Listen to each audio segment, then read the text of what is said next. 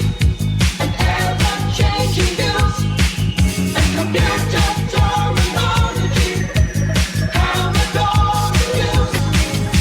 Are you keeping up with the Commodore? 'Cause the Commodore is keeping up with you.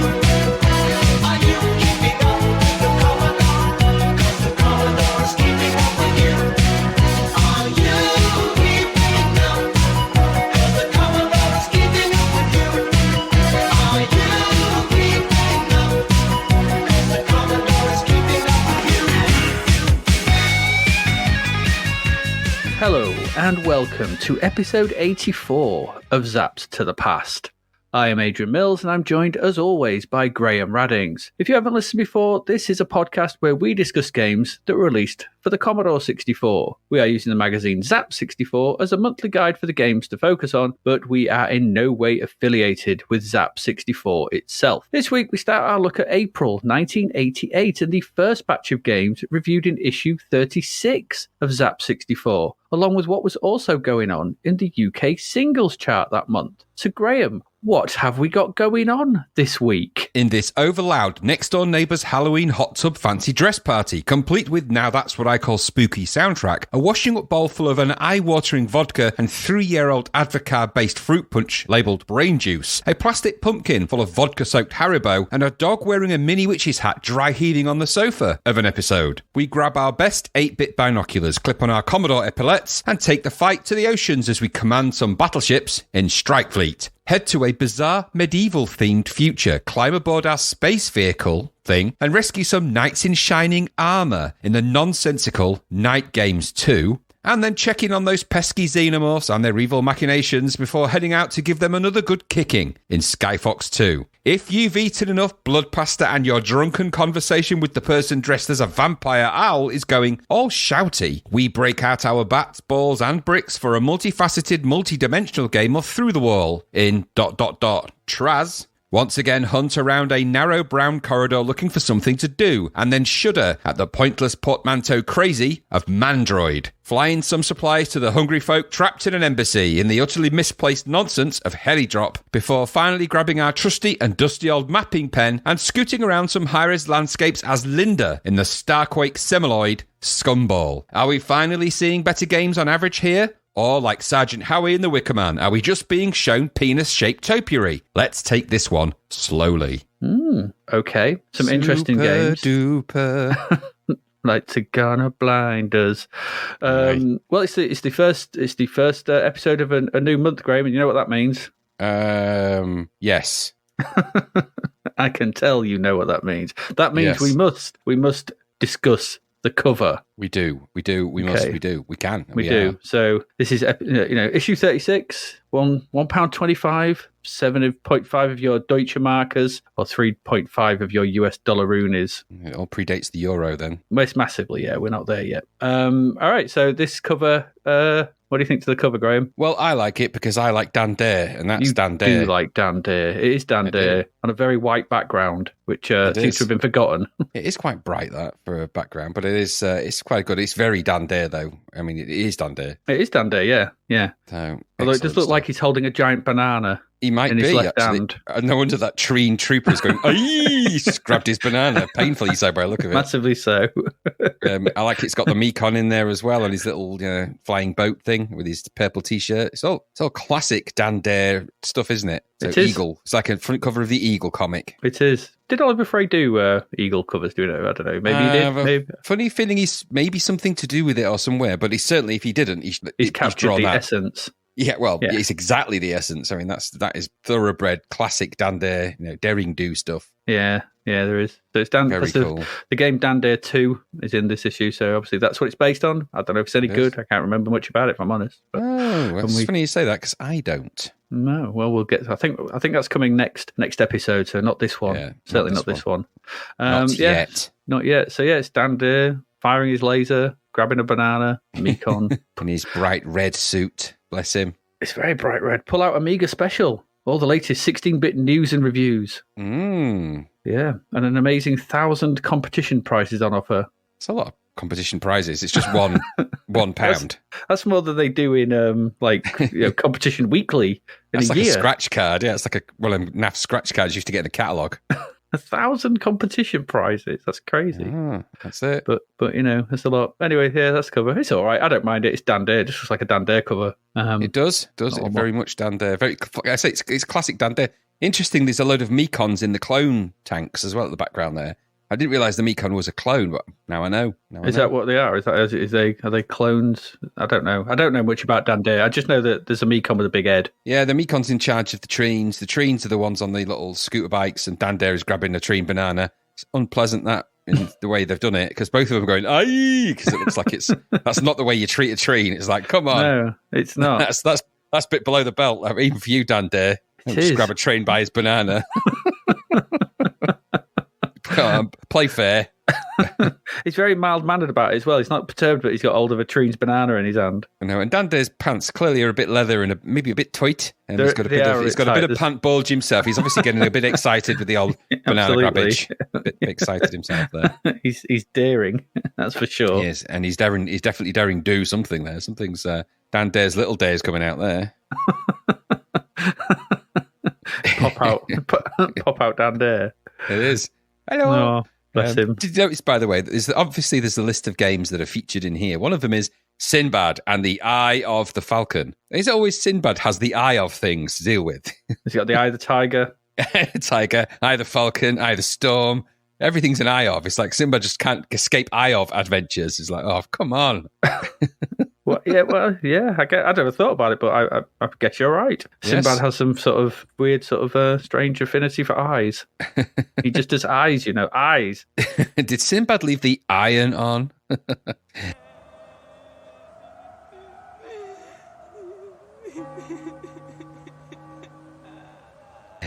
Anyway, let's move on. I might include that. Maybe. Who knows? Maybe I'll put that there. Good cover, though. A good cover. If that's our friend Ollie Frey, their drawing Dan Dare, then I'm surprised he hasn't been hired at some point in the past for them, because that's so good. He must have been, I think. I mean, the only thing that they might ask for less banana grabbage. Slightly less banana grabbage, and I don't think that the right hand of your average Treen is quite as angular, because he's got like a weird glove on that's got kind of a weird gauntlet, like a cowbell gauntlet. I suppose you'd hear him coming, nothing else. You would hear him coming. All right, there you go. That's your cover. Let's get into some other stuff. That's your cover. It's Dan Dare. Dan Dare 2. It's coming soon. Should we get in some games? I think it's time. I think it's time we sort of struck out and made headway into the ocean to talk about some games. God. Let's do it. I was reaching for a just link. Don't need to reach that far, really. It's not really. There's plenty of mileage in everything you said. True. Let's get into our first game. Graham, Strike Fleet. Tell us about Strike Fleet. Electronic Arts presents a Lucasfilm Games production. £14.95 to you and me on the old Discaroo. 96% it's getting zapped. Only a sizzler, though. Bit weird, isn't it? Because 96% earned a gold medal, I think, in one of the episodes. It did. It did indeed. Bloody, don't stick to your bloody rules, will you? Anyway, this was coded by Noah Falstein. Dr. Falstein. Dun, dun, dun. No, he's not. I don't know if he's a doctor or not. And the musician is Nicolas Tenbroek. That's just the people. I suspect there's a whole bunch of more people involved with it. There was in the last one, wasn't there? This is there was more or less a direct successor to PHM Pegasus, yes. Borrowing plenty of the logic and parts and the look and feel of that, really. Sort of putting all that together. And for that, we have Strike Fleet. You play as the commander of a fleet of ships. No guessing, really, with a title like that. So you've got to, first off, dive into the extensive manual, of which is actually pretty good in the sense that it's quite thorough. Not as thorough as your classic Microprose one. So it isn't 200 pages of why ships exist, how they get made, the high tensile steel ratio of the bolts inside the various bulkheads and all of that. It hasn't gone to that detail. This gives you what you need to go with, really. This plays in a very similar way to PHM Pegasus, really. So it's over a number of screens with options and obviously combinations of keyboard joysticks, so we can dive in a little bit. The goal of the game, as it kind of was with PHM Pegasus, is to meet a series of objectives that are required in any given scenario, of which in this game there are 10. Each one of these lists your mission, your enemies, and provides additional comments and hints. And you can actually go through them and get a little bit of information about which they are, what's going on in them, what you have to do. So we have in number 1, so the first mission is, or the first scenario is Stark Realities, where you've got to complete a patrol, and you can only fire in self-defense. You must only fire in self-defense. The second one is Enemies Below, where you've got Argentine submarines to destroy. The third one is Road to Kuwait. I didn't name these, and they are of their time, where you've got to escort a tanker. There's Falklands Defense, where you've got to engage an Argentine task force, which is called Group 79.4. Weirdly enough. Number 5 is Dire Straits, where you got to find and kill the members of the Dire Straits band who are out on a boat at sea. Not really, I made that up. That's something I could get behind.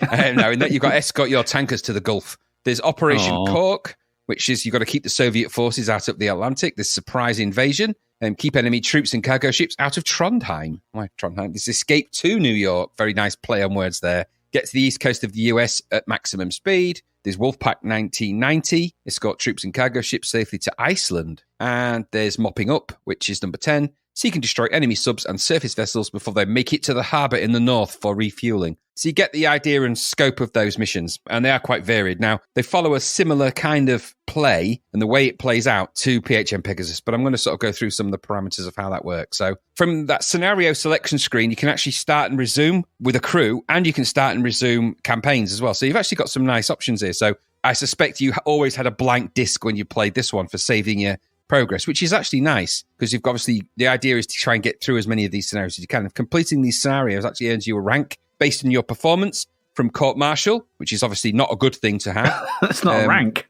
Yeah, but it's rank, all right. If you do that, it means you failed and you've not done well. Not good, that. No, all the way through to Fleet Admiral, which is you are amazing. Here, here's some ships. Don't do some more stuff with them. There's also 2 additional awards in here. Now, I thought this was quite interesting. You can earn 2 additional awards throughout different levels, and these can occur at any time. If you and the game's AI or whatever feels that you go above and beyond in any given scenario, you can earn the Service of Merit and or the Executive Citation. Is that the first hint of an early achievement in a game? Just want to put that out there. Yeah, quite possibly. Yeah. Possibly. Interesting little thought. Anyway, so you select your scenario and begin to play out that scenario or play the game. You're initially presented with your docked ship in the shipyard and some key information, such as the name of your ship, the ordnance, and the class. You can also then start to look at the task force that you've got. Now, this is kind of, it can auto-create the task force. And by task force, I mean your fleet of ships that you can take into any given scenario. So you have a whole range of different ships and vessels with different kinds of ordnance and classes to them. So, frigates, warships, all that kind of thing. And this is actually, the way you do this is based on a kind of a point value. So essentially, you've got a sort of a range of amount of points to spend on other ships. And the more scenarios you complete and the more ships you bring back from that. So if you don't go out there and with a fleet of 10 ships and go back to one going, well, at least we've got one. That's not kind of, you're not going to get a great rating for that. And also you're not going to have as many points to spend on your next mission. So the idea is the better you do, the more points you accumulate, and points mean ships in this game. What do points mean? Prizes. Or prizes. Ships. Don't mess with my with Bruce's catchphrases. This is nothing to do with Bruce Forsyth. He's no sailor. Anyway, so you basically, at this point, you can construct your fleet or not, depending on what you want to do and how you want to tackle the mission. I quite like that. I like that you're the one building this fleet together. And obviously, the more complex missions, and when you get to them, you've got more points to spend. You can actually construct quite a complex fleet of ships. And then you've got to control them. So that's kind of your budget, really. Obviously, the ships you can add vary massively. And so you need to think about that. Now, there is an entire descriptive part of the manual which details, what all the ships can do and can't, and the weaponry and all that kind of thing. And you're going to spend, if you're into this, you're going to spend time reading that so you know which ships go with what. And so you don't, so essentially the main point being here is that strategy is really the key part to this. So you can't just, go out to sea with a whole bunch of the wrong ships and expect to sort of win some of these scenarios, because it ain't going to work. Some of the ships, for example, PHM Pegasus being a key one, doesn't have a sonar, for example. Ain't going to be much cop in a submarine battle with that one, is it? Because it's just going to get sunk real quick. No, it's not. And then you're going to go home real early. And as has rightly been pointed out in the Untouchables, at some point, there's no point bringing a knife to a gunfight. So you've just got to make sure you bring the right ships into this particular affray for the right scenario. All good. So the initial mission is set out for you, and the instructions give you all the required info that you need. And in fact, at the back of the manual, there's a whole bunch of hints and tips on how to do all of these. So they give you a lot of affordance in that you're not just thrown in, a bit like that crappy submarine game you played in the last episode, where you just was like, "Here's your submarine, go!" All right, boop, dead. Oh, nothing like that here. You've actually got a little bit of affordance, a little bit of time to get used to things. And I quite like that. So once you've gone through that, you click through the range of ships and you maybe added into a fleet and constructed that, and you've tinkered with all the required parameters, you can set sail into the mission. In fact, there's 10 different ship classes you can go into battle with, from destroyers to frigates. And of course, like I said, the old PHM Pegasus is in there itself. Remember, no good for submarine missions. Just remember that. And of course, like I said, the manual's got a whole bunch of hints and tips. So next up, really, in this, so the next part of this really is it's more familiar PHM Pegasus territory. You start at the CIC, the Command and Information Center, where you essentially control the action of your fleet. You've got a map view in there, and your initial view is that kind of map view, very similar to Pegasus, PHM Pegasus. There you can control how you approach the scenario and where you're going to go, and the waypoints. You can zoom in on this map. You can move things around, and you can sort of issue commands to your fleet from here. Indeed, you can actually split your fleet up at this point. And what will happen is you'll have a flagship in your fleet, which you assign when you start this mission. But if you split your fleet into two, so you send them on two different routes to a place, which is actually a good idea sometimes, one of your ships in the other group will become a flagship for that. And you can actually control them separately. You can merge them back into one fleet. It's really, really clever. And you do actually feel like you're in real command of a series of ships with this. I really liked it for that. Of course, it doesn't help that you can very quickly also lose track, really, of who you're doing with what and how. And, you've got to be on the ball with this. When you're controlling a fleet of ships, not like PHM Pegasus, where you had kind of one or two. When you've got like a fleet of 10 ships in this, you really need to know what you're doing. Because if you don't, it all falls apart very quickly, and you're just watching a submarine pick off your ships. It's very depressing, let me tell you, very depressing. I know from grim experience with that. Anyway, enough said about my the ill-fated Captain McGonagall and what happened to him. We don't want to talk about that. It's a dark period of naval history, I'm sure. So the idea then is you've got this map view, and you've got your ships, and they're all sailing off onto whatever destination you've got. Again, you've got some nice map graphics here and a little UI.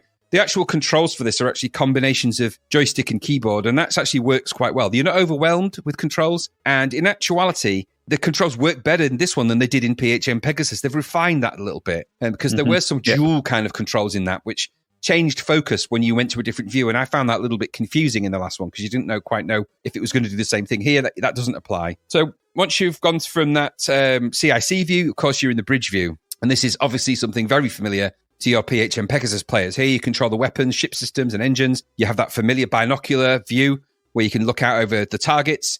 You've got control over radar and or sonar, depending on if you have those. And also you can then sort of obviously maneuver the ship and get to where you need to be, and then go into battle and start doing all the real nice stuff that you actually want to do. There's actually a whole lot to control here. And I noted that at this point, sometimes the joystick felt a little bit sluggish. It has keyboard controls, which are quicker. But if you're moving your options around with the joystick, sometimes it'll go click, click, and then it'll sort of go click, click, and it'll jump up to, and you're meant to be on the one below. And I'm not sure quite why that is. Yeah, I found that as well. I did. But I found that the key, if you just use the keyboard commands, generally speaking, that was easy enough to avoid.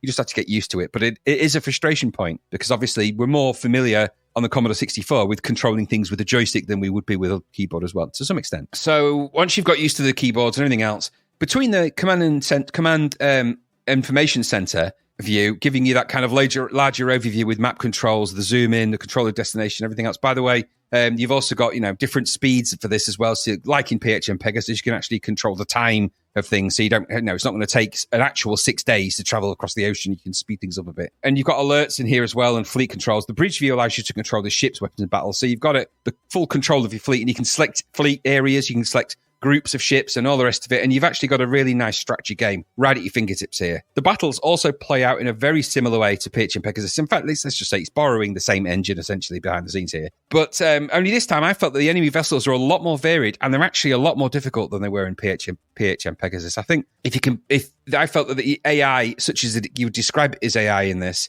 has actually had a bit of a kicker out. They've actually sort of kicked up the ante a little bit.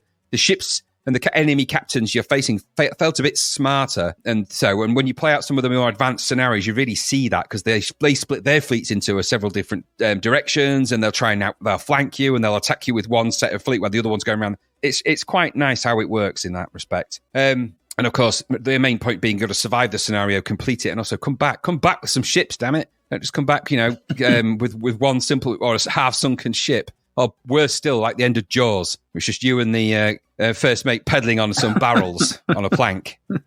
Going, well, at least we made it. It's not going to work out. Court martial awaits. It is. So I felt, with all that said, this is a good game. I think they've learned valuable lessons from PHM Pegasus, and they took them all into account. I thought the scenarios are a bit of their time, tonally, but they're varied enough, and they allow loads of modes of play here, because you can really take to these games how you want. You can just go straight to the enemies. You can wait for them to come to you. There's a whole bunch of ways to play this and parameters, and all of those can be done. I think because you set the parameters of your fleet as well, and how you control them, I think there's a whole bunch of ways you can tackle the scenarios again and again and again. You could try different ships, you could try different combinations, you could try different fleet combinations. I think that's real, strategic fodder for those that really like that kind of multi-angled approach to these kind of games. Really good that it does that. I think the way you control things is actually a bit better in terms of the construction of it. The joystick sluggishness aside, I think the actual construction of things is quite nice. And there's a solid immediacy to this game. It's a clever mixture of simulation and battles, and I think it works. You've got to be into this kind of stuff a little bit, but it does work. As I said before, the AI has certainly had a bit of a polish here, and the more difficult scenarios really do get panic-stricken and quite challenging, especially when you start to lose your fleet when things start to go wrong. It's really is quite disconcerting when you find that one of your prized, your second group flagship has just been sunk by a submarine, and that submarine's disappeared, and you're like, oh, damn it. You do start to feel a bit panic, and you're like, do I run away? What do we do? It's really good like that. So it's a game of careful strategy in some ways, and I feel it's got an unpredictability which makes it feel quite nice. The radar and the targeting works better as well, and I think because they've retained the time shift feature, you're not just sailing for hours on end and not actually experiencing any battles. You can get pretty much into a battle, if you want to do it that way, really quickly. And don't forget, of course, that the enemies, if you do wait around, the enemies will come for you in this, and depending on the scenario. But if they feel, if you're in the way, or you're in part of the objective is to try and stop them, and they've got to get past you, they will do what it takes to get past you, and it's really nice like that. So I liked it. Obviously, I found this. I got really quite into it quite quickly. I liked PHM Pegasus though, so it was a bit of a natural follow-on for me, and I was quickly into this.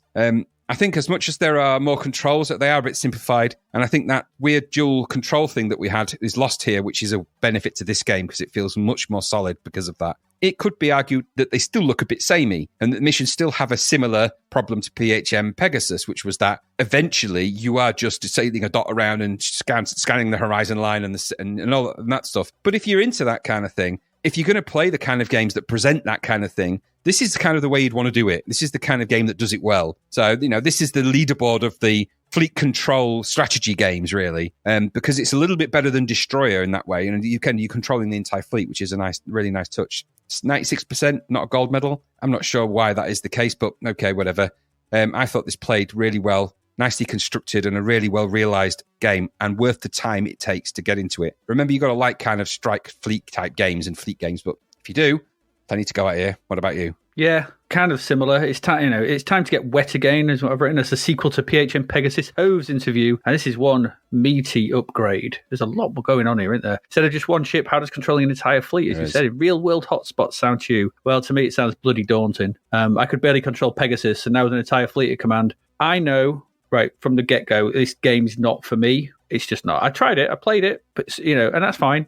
Some games just not. What I can say though is that there's a lot of clever stuff here, and it's a real whopper of a proposition for those who engage with it. There's a lot to get your hands on in this game. I like switching the views, the whole thing. When I first started, I just set my helicopters off. I just went, go. Like, go, my pretties. Fly, my pretties. Yeah, it's literally, It's like, continue the research. They just went. But I like being able to sort of switch between them and sort of see where they were, even though I had no idea where they were going. I thought, I'm not going to make a good, just go. Where to? Just, can you imagine the ship's crew going, does he know what he's doing? Wherever your heart leads you, just follow your heart. He's just sent Terry to the Straits of Gibraltar. He's going to run out of fuel before he gets there. Absolutely. Crazy captain. So switching the views and watching the other things, that's quite nice. I thought it was, like you said, it feels a little faster, more responsive than PHM Pegasus, but sometimes a little over-responsive. Like you're flicking around a bit. But okay. But like you said, using the keys can sort of bypass a lot of that. There's definitely some upgrading to the code here as well. It just feels tighter and faster and a bit smoother and a bit. They've looked at what was worked in Pegasus and just how can we refine that. And this feels like a massively refined version of that, and obviously, hugely increased scope as well. The visuals are good. I thought that we liked them for Pegasus in what they are. I like the sort of listing, the sort of rocking of the boat as it moves from side to side. It's quite a nice effect. I think we like that. Then the big old chunky manual, presentation wise, they got a chunky manual, keyboard overlay. What's not to like for 8-bit? Is this a real-time strategy game? I think you could call it that because it occurs in real time, isn't it? I mean, you can speed time up, but it's it's all going on at once. Yeah. You don't it's not turn-based. You've got to be so. It's definitely that tradition, isn't it? Because it all happens. There's no pausing in the game. It just keeps on going. For those fans of the 8-bit real-time strategy games, this is manna from heaven. It really is. It's not for me though. I get that the genre has never really hooked me, but I can appreciate its technical achievements, even if I know full well there's no way I'd get much enjoyment out of this. And I didn't. It is what it is. We all like what we like. Yeah, each to their own. Stranger didn't get a gold medal. I always think 96% is a little churlish. It's almost like so close. 1% off. But no, I'm sure we saw some the other week that got 96 and got a gold medal, didn't we? We commented on it. Can't tell you what it was, but we commented. I can't remember either. But I don't know. One of the Macpros games, maybe. I think it might have been. Yeah, maybe it's the was it Stealth Fighter? Might have been. Yeah, I think it was actually. It might have been that, but I don't know. But if that got a gold medal, I think this should have really as well. I mean, the only thing I could think that didn't is just like maybe it's lack of broader appeal that stopped it from getting one. Yeah. Sizzlers are always about if you really like this, you're going to love this. Gold medals are everyone should play this, and you're going to get something out of it. And maybe that's But then again, I would argue that's the same with Project Stealth Fighter because you're only going to like those kind of games if you like triangles moving slowly in the air. You need to really like your triangles for that one. It's a song, isn't it? Triangles moving slowly in the air. There's a song about that. I think it must be. What do I know? It's impressive stuff, and as you've rightly said, certainly the best one of these watery sims we've looked at so far. In light of what have we seen now? Defender, Sub Battle Simulator, Hunt for Red October. There's probably been others, but a Pegasus. There was that some crappy arcadey ones, but yeah, this was good, just not for me, which is fine. No, that's fair. But I can certainly appreciate what it was doing. So there we go. Strike Fleet. I think really it should have been a gold medal. There's enough depth and quality here, and enough new stuff. And maybe it's that as well. Maybe it's because it's just the sort of evolution of Pegasus. Maybe if this had landed without that. And I think it doesn't have a lot of the additional game graphics and depth in the manual. I think had they put the time and effort to add an extra 100 pages to the manual. True. And some of the wider graphics, you get a lot of that kind of stuff. There is a little bit of that in this, but it's certainly not as much as there is in some of the Macpros games. No, that's true. But then they're all like glossed as soon as you actually get to the game, aren't they? So yes, they are. But, that's what it is. That's what it is. Whereas this actually has the chops in the game itself compared to them. There we go. Right, that's Strike Fleet. We did like it. It's a good game. If you're into this sort of thing, then really go check it out because it still stands up, I think. There you go. That was Strike Fleet. That's our first one. So let's move it into our second game of the week.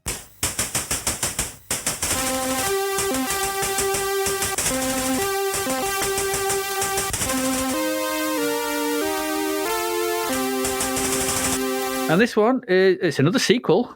So like Strike Fleet was, sequel to PH and Pegasus, this is Night Games 2. So Night Games 2. Having worked your way through all 8 forms of combat and archery in Night Games, it's from English Software again, isn't it? You're probably expecting more of the same from Night Games 2. Were you expecting more of the same, Graham? I mean, it's called Night Games 2. I bloody well was. Well, good. I mean, yeah, but you'd be wrong. Very wrong. For this is Night Games 2, Space Trilogy.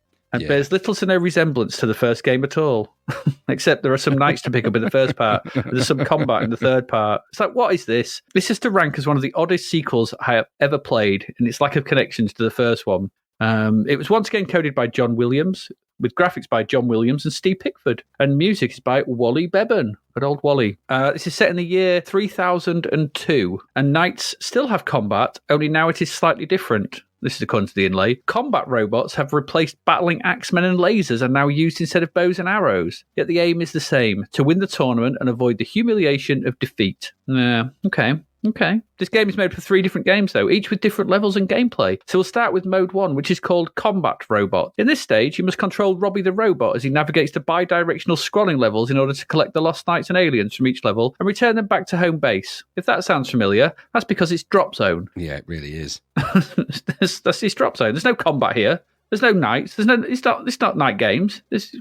What? It's just drop zone style gameplay. The UI at the bottom of the screen tells you how many knights or objects you've got to collect, knights and aliens and weird stuff there are still to collect on the present stage, how many lives you have left, which direction to go, your shield strength, so on and so on. Collecting all the targets on the first level sees you back into the menu screen. Because when these games start, they sort of open up with a menu. Now, to progress through this game, you've got to complete the first combat robot game, then you've got to complete the second one, and then that allows you access to the third one. With completing each one will get you a password where you can just enter that and go straight to this second mode. But the second and third parts of the game are locked off until you've completed the first one, and the third one is locked off until you complete the second one. Strange. This is a strange progression series, considering it's night games where you can just fight in any combat one you wanted. Really weird. I don't know what the hell the thinking was behind this. So when you get to this menu screen, you've got this thing at the top, the reserve bank. Which that increases each level, and you can convert that into energy, and you have to fill up this energy bar in order to pass the level.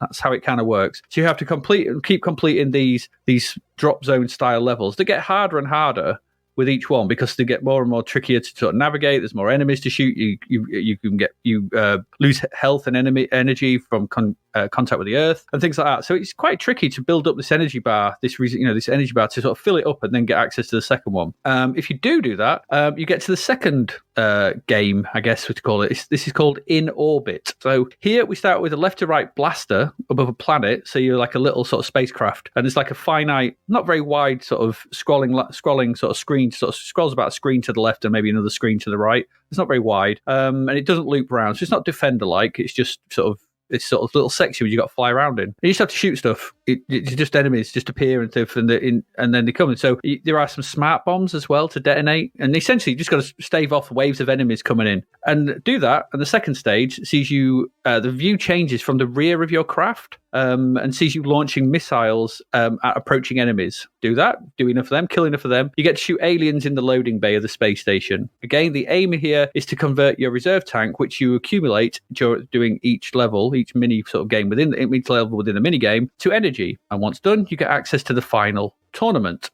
This section is the most like the original game. To some degree, it's got 3 sci-fi variants of combat awaiting you. These are jet jousting, lightsabers, and finally photon chain. All 3 of these are very similar and follow the same rules as Night Game's combat section. Hits on the enemy reduce their energy, so they've got until it hits 0, and they lose one of their shields. So you can take 8 hits. There's 8. I think in the other one it was like mini shields, and then you lost a big shield, didn't you, in the first game, something like that. In this one, it's a similar sort of thing. So you can take 8 hits. You've got 8 main shields, and each shield has a sort of 8 hits. So you can take something like about 64 hits before it's game over. You got to hit each other, and that's it. So you just got to wear each other down. And the one who loses all their shields, or their main shields first, loses, and the one who's still got some left is the victor. You can play all 3 of these games. They all play exactly the same. You can play all 3 of these games individually, or all of them in a tournament. They're all very similar as well. Jet jousting, lightsabers, and finally photon. Nothing really changes in them. You're just floating around the screen after each other, hitting each other with a different thing. Jet jousting, you're sort of poking at each other with a lance. Lightsabers, you're poking at each other with a lightsaber.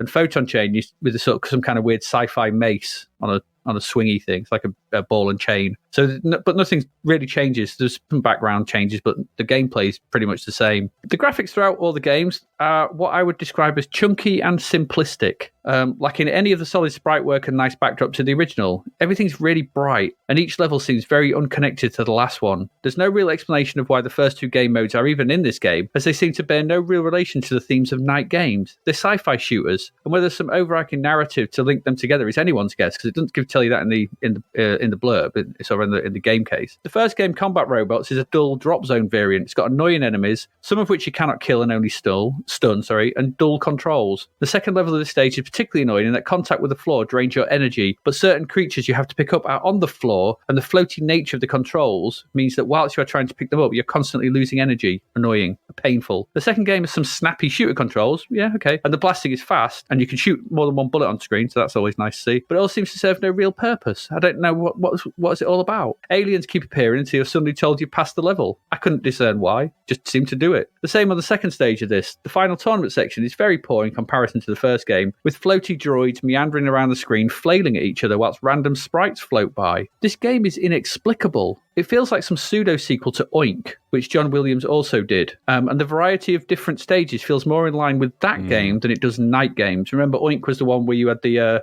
sort of top-down sort of blaster, you had the sort of fly Superman one, and the Breakout clone, didn't you? So it's 3 very different types of games that you kind of played around in. This feels very similar to that. The games feels like something that would have fitted better into that game than they do here. And I wonder if there are some unused modes from that game that have made their way into this, or whether this was going to be some kind of sequel to Oink, but maybe Oink fell by the wayside. The magazine didn't go and it didn't happen. And so they said, oh, we'll just change it into Night Games 2 and just set it in the future. So I don't know. This feels weird. It doesn't feel like a proper sequel. I don't understand the logic behind this at all. It's competently made.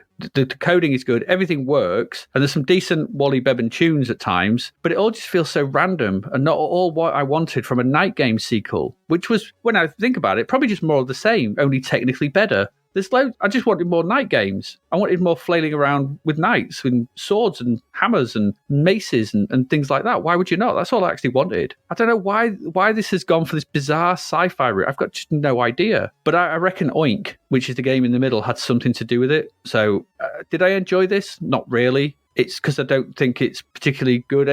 All of the mini games and the games themselves are just a bit meh. The fighting in the third one is really poor in comparison to the sort of, I know the first one was a bit of a whackathon and it was thingy, but it was enjoyable still. There was something enjoyable about Night Games. This loses all of that and then replaces some of the things with weird games, which I don't want in a Night Games game. Put them in Oink or in a sequel to Oink or something else called Space Trilogy, whatever. Okay, I'd be more sort of willing to it. But in a Night Game sequel, no, this is not what I wanted. Strangest sequel I've ever played, I think, ever. And I've been on Safari. What about you, Graham? Well, it's a bit confusing, this, isn't it? Really? I mean, what is it exactly? I mean, okay, look, I didn't expect to be playing some kind of Defender drop zone shoot 'em up variant at all when it said the words Night Games 2. And I don't think anyone else in the known universe would have either. No.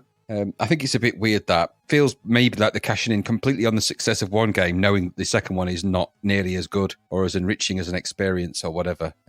So, because if you just went to that on the shelf and thought, oh, Night Games 2, that must be like Night Games, you would, because it's called Night Games 2. Of course you would, yes, exactly. So the whole thing plays out to me as if it was something else, and then it was shifted to Night Games 2, and they just bolted in a load of nightish type stuff to make it sort of fit the bill. Yeah, even picking up those knights on the drop zone level feels weird. It doesn't work. I don't think this has anything to do with Night Games 2 for a long time, and then they just thought, oh, we better put some knights in it, or people are going to think it's not Night's game. Nothing to do with them, which it isn't really anyway. I don't see the relationship to Night Games.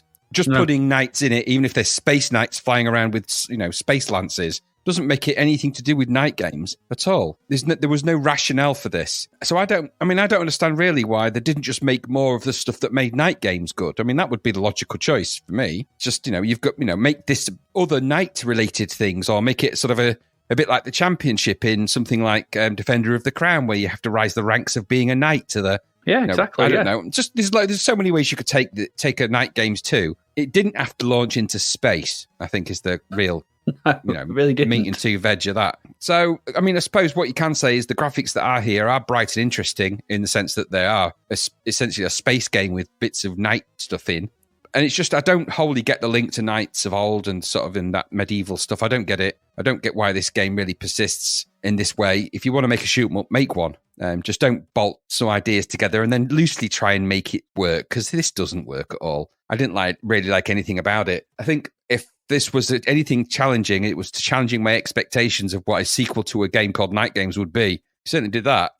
So 61% from Zap. I actually think that's high. I think this would be 61% for a game that should be called something else. But it's full price, so no, I didn't like it. It surprised me because I really thought I would. Had it been Night Games 2, and my expectations of what that might have been, probably would have liked that if it had just been more slugging it out with different weapons and stuff and put a bit of a upgrade tree in there or something like that. But without that and this weird, I mean, playing it was just weird to play. As soon as it started, I'm like, what am I doing? Why am I flying around on a rescuing knights in this weird spaceship thing? Don't know. Why? Why is that happening? Why am I not standing with a mace, clubbing somebody with a sword? Yeah. Anyway. Absolutely. No, unsatisfactory this. So, Night Games poo. There, I've said it.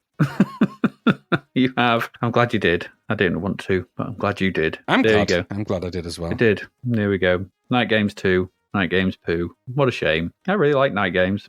Just not this. Well, not this is not. I don't think this is. You can actually officially call this a sequel. You think this is maybe somebody put the wrong game in the wrong box or something? I don't know, but I think you'd be hard pushed to call this a sequel. Can you imagine if they did this with other games? Can you imagine if you played IK, you got IK Plus, and it was suddenly Whizball? Yeah, it's what I mean. It's the stupider logic as that, isn't it? You were like, and then when you jumped out the ball, you were a guy, you were a karate guy. You're like, well, you're a karate guy. It's linked. No, it ain't. It's nothing to do with it. No. You can't. It's not, and it's not games either. I get the idea of a multi-compendium thing, but that wasn't the games part. The night games were games that Knights of the Realm did. Yeah. As in like a tournament, not random games that can feature knights. Let's play Space Command with knights in it. No, that's not what we meant. I think maybe there was a conversation that happened that somebody got the wrong end of the stick. And 6 months later went, well, you stuck with it now. So. yeah. I don't know. It's weird. It's very weird. But there you go. Games poo. Yeah, we don't like night games too, just because it's disappointing and it's not very good. It's not about knights. It's not about knights. No. In days of old. Just as an aside, a complete aside, knights in shining armour wouldn't fare so well in space. Anyway. No, it wouldn't. No matter what you're in, no one fares well in space. No. So if you're in a space suit of some kind, astronaut suit. Yeah. But just going up into space and jumping out of a spaceship with a suit of armour on, you ain't going to live long. No, but having seen things like Defender of the Crown, like you said, like you've got jousting, there's castle raiding, there's castle fighting, all that kind of stuff that could have been done. They could have done like combat with where you got to pick a weapon, so you could have been mace against sword, as you said. There's loads of different ways that they could have done this. Would have been and still been a worthy sequel. And there's loads of mileage in fiddly diddly la di da, hey nonny nonny music to go with that. I mean, that's with Dave Whittaker in for that. Oh yeah, absolutely. He'd be all over it like a rash, a 3-second rash. Yes, I'm afraid it's a hey nonny no for this game. Absolutely. Yeah, Lavender's blah. Right, there we go. No. That's Night's poo. Night games poo. Let's move along. And just to round off this half of this part of the podcast, we've got another sequel. It's sequel-tastic. We're into the realm of sequels. Graham, Skyfox II, the official Skyfox II, not the one we thought was Skyfox II a while back. So tell us about Skyfox II. Skyfox II, the Cygnus conflict, is from Electronic Arts. It was Copyright Dynamics. I think they're the developers, designers, I don't know. Created by Kevin Ryan, Damon Sly, and Jeff Tunnell. They were also responsible for Arctic Fox. However, Damon Sly and Jeff Tunnell are pivotal names in the later and highly successful games of Sierra Online. If you ever want to look at the load of where it led them from this kind of thing, they became masters of strategy at Sierra Online and did loads of cool stuff. And there's an entire strand of interesting stuff. The music here in this is by Dave Warhol. No relation to Andy Warhol, as far as I'm aware. Maybe it is. I don't know that for sure. Oh, that's a shame. So anyway, after an uninteresting and unskippable title screen, to some extent, does sort of set the pace, I suppose, we are presented with our conflict summary. This is from the instructions. Effective immediately, Adrian, that's not in the instructions, I'm just adding that for context. All Federation warp warriors are on condition alert. I don't know what that condition is, just condition alert. Intelligent reports that a xenomorph, a bug hunt, uprising is in progress. We can only assume that their ultimate goal is the conquest of the Terran Federation, since all attempts to negotiate with them have thus far failed. I'm getting a proper Cylon vibe. If you recall your academy lessons, the xenomorphs attempted to subjugate the Federation on another occasion with unprovoked attacks on colonies. Their defeat was due because of the amazing Skyfox warplane. Once we had driven them from our colonies, we contained them in Cygnus, their home star system. Now it seems they want once again to spread terror and tyranny across the galaxy. To meet this new threat, Federation engineers and scientists have developed, get ready for this, the Skyfox II warp fighter. It's like, no, we need to call it something. How about Skyfox 2? That's terrible. Oh, well, I need to go to lunch. It'll do. Yeah, I'll do just then. Put it down at the top of the sheet.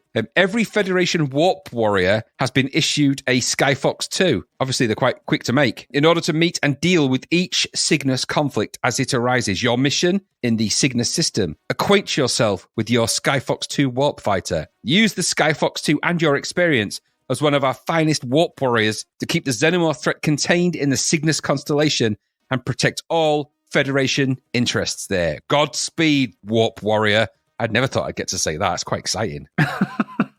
Anyway, right. So you get the idea of it. So the xenomorphs have returned. after you beat him last time, and now you got to beat him again. Could have just said it like that, could I? You could have, yeah. That saved a lot of time. This time you start the game, you got to select from a whole gang of missions, a whole bunch of missions. They're real handy items, these. So you've got a list which includes fancy titles such as Xenomorph Uprising, Incoming, Intruder Alert, Guardian, Grizzly Encounter, not a bear, Diplomatic Immunity. That made me laugh out loud, by the way. It did me too as well. Diplomatic. War, Spy versus Xenomorphs. No, they didn't reach far for that one. Xenomorph Juggernaut and the Boondock Expedition. And something called Other Data Disk, which just made my version of this game crash. So I'm guessing that there's another data disk you can load more missions in. So those are the missions I had access to. There may be more, I don't know. Handily, each level is described. So you can go through like a little, you can scroll through them and see what each one is. I'm not going to go through every single one of these because they all principally actually kind of turn out the same. But so you in space would be the same. So you can they give each one has a difficulty level and a risk rating, and then details of what what the dealie is, what you've got to do.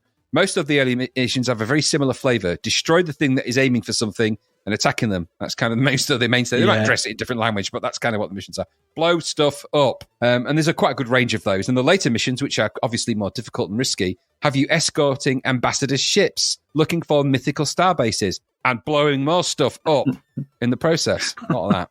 You can get missions from another data disk. I don't know what's on that. Probably, I don't know. It's probably the Beiderbecke affair. I don't know. Something like that. Anyway, I don't know what's on there. Didn't work on my version. As well as the missions, murders.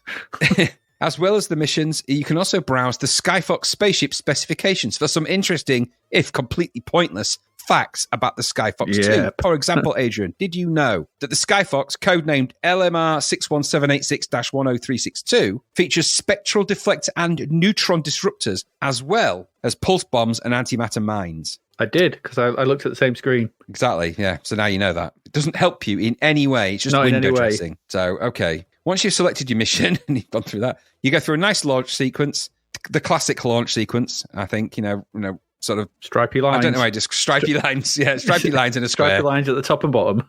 Yeah. And you're going to go woo into space, and you are flung into space piloting your Skyfox 2. Pretty exciting. Yeah. The view as you play is from inside the cockpit in what must now be described as the standard space fighter default cockpit view. So you've got the main window at the top, and there is like sort of struts on this one, which we liked about a helicopter game that I can't remember the name of, but there is kind of that. Was it Tomahawk? The cockpit actually looks quite nice. Yeah. The graphics actually look quite nice on this. So the main view of this obviously is at the top. At the bottom, left to right, you have weapons ordnance, radar, energy shields, and damage across the bottom there. Your radar is the classic radar. So, ship in the middle, spinny, and lots of dots flying at you and stuff like that. And you can sort of navigate your way to the dots in a way. There's also a load of keyboard commands here as well. Things like 1 to I think 9 of the speed of your ship. And, you've got keyboards, and the keyboards are listed. Keyboard commands aren't massive amounts of them, but they are listed in the instructions. So you'd quickly get used to knowing what you have to do. Essentially, when you get to the game, after all of that, you're flying around shooting at stuff. I mean, and that's quite good. And in all fairness, this moves around pretty fast. It does. It's not vector-based. Thank God it's not vector-based. Now, it is sprite-based, and sprites are actually quite nice. They are, when they get close up, a little on the blocky side. Fair enough. I'll let that go. But it isn't just 3 stages of animation from distant to middle ground to in your face. They actually feel like you zoom up on them in this. There is a bit of zoomage. Yeah, that's quite nice. You're not fighting Bertie Bassett in space. No, and it feels like you're flying around in space at a good speed in this. So it's not jerky, juddery, vectory nonsense. This feels actually, when you launch into space and you fly out at ships, there's stuff to attack pretty much straight away. There was in the mission I played. Mm-hmm. And I was straight into it. I was flying about. That was always the nice thing about Skyfox, is that you were straight into the action. There wasn't a lot of faffing about, endlessly traversing from place to place. And that actually, ironically, is one of the problems that we'll come to about this. But, when the action's there, it's fast, it's paced, your controls are really, really slick. Your ship controls nicely and nimbly. It's got a good feel to it. It reminded me of the way the combat in Elite worked if Elite wasn't based on vectors and really boring. So it reminded me of that. If this, it reminded me, I suppose, of the later Elite games that came out a bit, obviously not the really fancy 3D ones later on, but, the ones that came out a bit later, which had a little bit of filled 3D. And this is obviously, some clever sprite scaling going on, but it actually works to its advantage. It feels 3D even in spite of that, especially because you've got obviously a star field you're flying through. So that's the mainstay of this game. Fly around and try and shoot stuff, follow the mission, do what you've got to do, and navigate around. Doing all of that is easier done in this game. And I found there was some weird quirks. For example, if you literally slow down your ship to 0 and stop, you could just be in space rotating, and all the enemy ships will just come to you, and sometimes they just sit in front of you and they don't move. Yeah. So you're supposed to just it's like you're just stuck in space. It's like you're just like looking at each other, cockpit to cockpit, mono to xenomorph, going right. You're going down. You can't actually shoot them because they're too low for your target. You need to go up. And in order to move, you actually have to be going at speed, which is just quite a funny quirk. I just spent ages just staring down some xenomorphs in kind of a real, aggressive way. And also there's because there are parts where you're flying through meteor storms, and there's quite a lot of that. A lot of meteors in space, turns out, and you do tend to go through a lot of that. Loads. Which is fine, but parts where you're sort of looking for things to do, it's like, oh, there we go, another meteor. So see, we end up sort of doing a lot of that, which is something that I don't think Skyfox suffered from greatly, but this one does a little bit more. And I think that's the problem that you've identified with space games, which is space is massive. And like we said, when you're in space, it's a big old place up there, so, you can't just fill that space with rocks, which is what they've done in this game. Give it other stuff to do. Because then that's called the world. You might as well just be on Earth.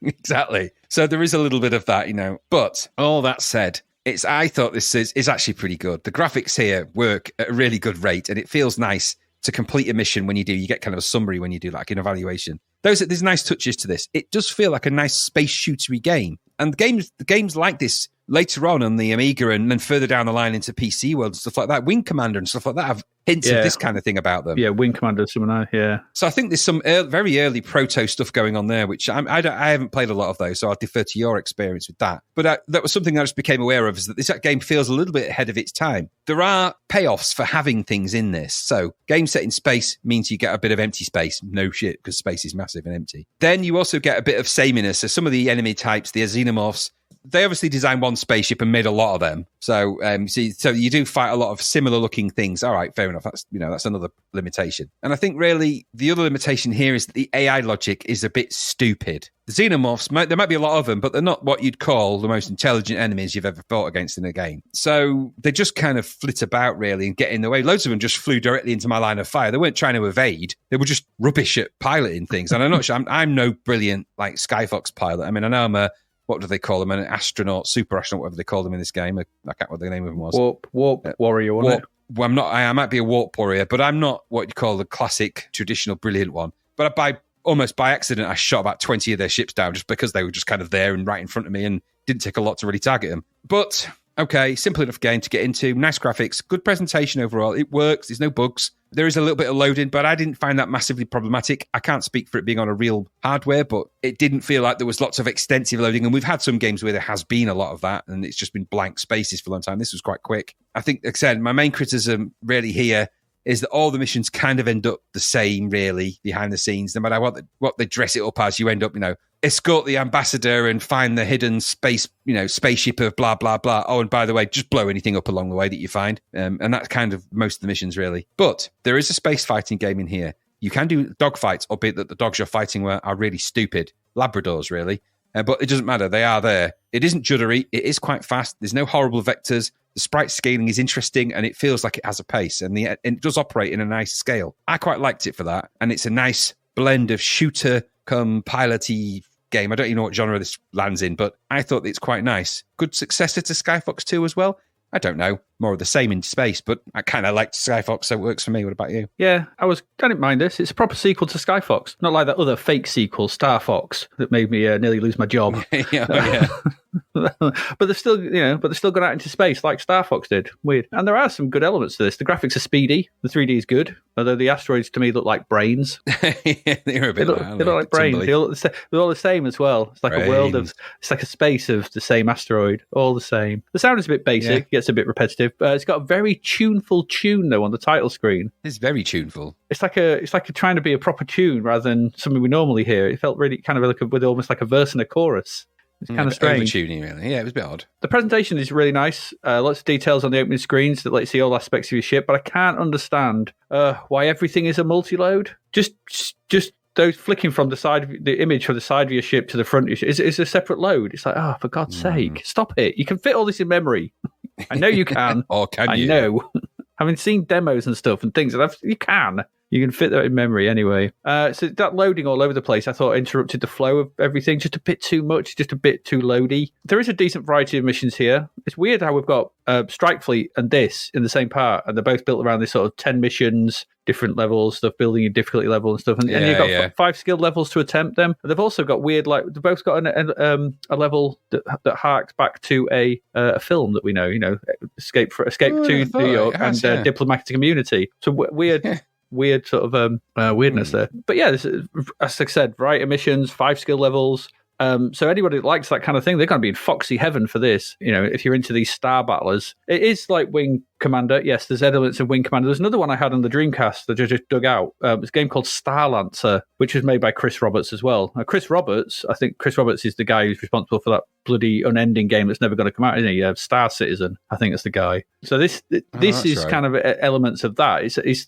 There are elements of all those kind of later things, as you rightly said, in this. The only thing I would say about this, because of the nature of the kind of game that it is, I think I would have liked it more if it was tied together with a bit more story and a bit more like linking one mission to the next bit more stronger. Yeah. So there was a bit more narrative focus and sort of arc to this. So it built up like, oh, this has happened. And it sort of might have started low key with like, oh, something's gone wrong at this, depot, and you go there, and it's the xenomorphs, the moon base of Clacon 6 or something. Yeah, the xenomorphs have battled it, and you found them, and then there's something else, and this could have been, you're still just shooting stuff in space, but with a little bit more narrative thought around each mission. I think this would have tied together into a much better whole, a much more cohesive game. So a little bit more narrative glue to tie the whole thing together would have worked wonders on this. It would have drawn you in more than just, like you said, it's just go here, shoot stuff, blow stuff up. Like you're escorting ambassadors and things like that. That could have all been held together with some story and just to sort of engage you more. I think that's the thing that this is really lacking. As it is, though, it's a decent enough space shooter with nice graphics, though. But that's what this is, and I just think it just needed. And I know we didn't have, it's 1988, but we are seeing stories emerge into these kind of games. So we're seeing sort of these kind of. So we've had things like Maniac Mansion, and we know the strength of putting a story into something to hold the player's attention a bit better. And I think this could have easily been. It only needed something on the title screens, on the mission briefs. Could have been like, right, we've signed this, go find something out, and at the end of it, you get a little bit of, oh, we found this out. Okay. But there you go. It's still all right, though. I still did enjoy my time with it. 67% I thought was a bit harsh. I thought it was, considering this only got 6% more than Night Games 2. Yeah, when you look at it like that, it's a bit. So I'd have put this way more. Not a big review either in the magazine. It's only like a thin slice, wasn't it? Yeah, I don't think either they didn't really get into this, but they're all really positive about it as well when they're talking about it. Strange one. But no, this is all right. Better than I was expecting, because you never know with these sequels. But yeah, good game. Skyfox II is all right. Good fun. There we go. That's it. It's only 3 for this part. We're going to go away and take a quick break, and then we're going to come back with the singles for April 1988. So please stay with us, and we'll be back in a mo.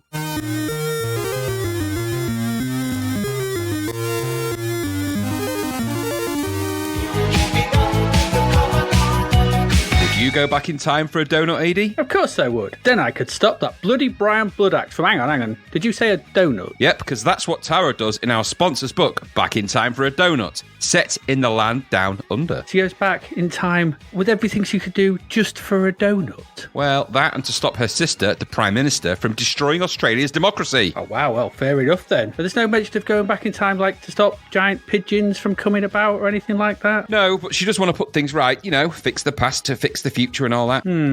So that's Back in Time for a Donut by David Hearn. Available at Amazon or Book Depository. Also available everywhere as an audio book. Good lord. At least she's not going back in time to make us play Elite again. No Dizzo, no Lave. No Dizzo, no Lave. Lizzo. Lizzo to Dave. It could be Lizzo to Dave. Anyway, buy David Hearn's book. It's very good.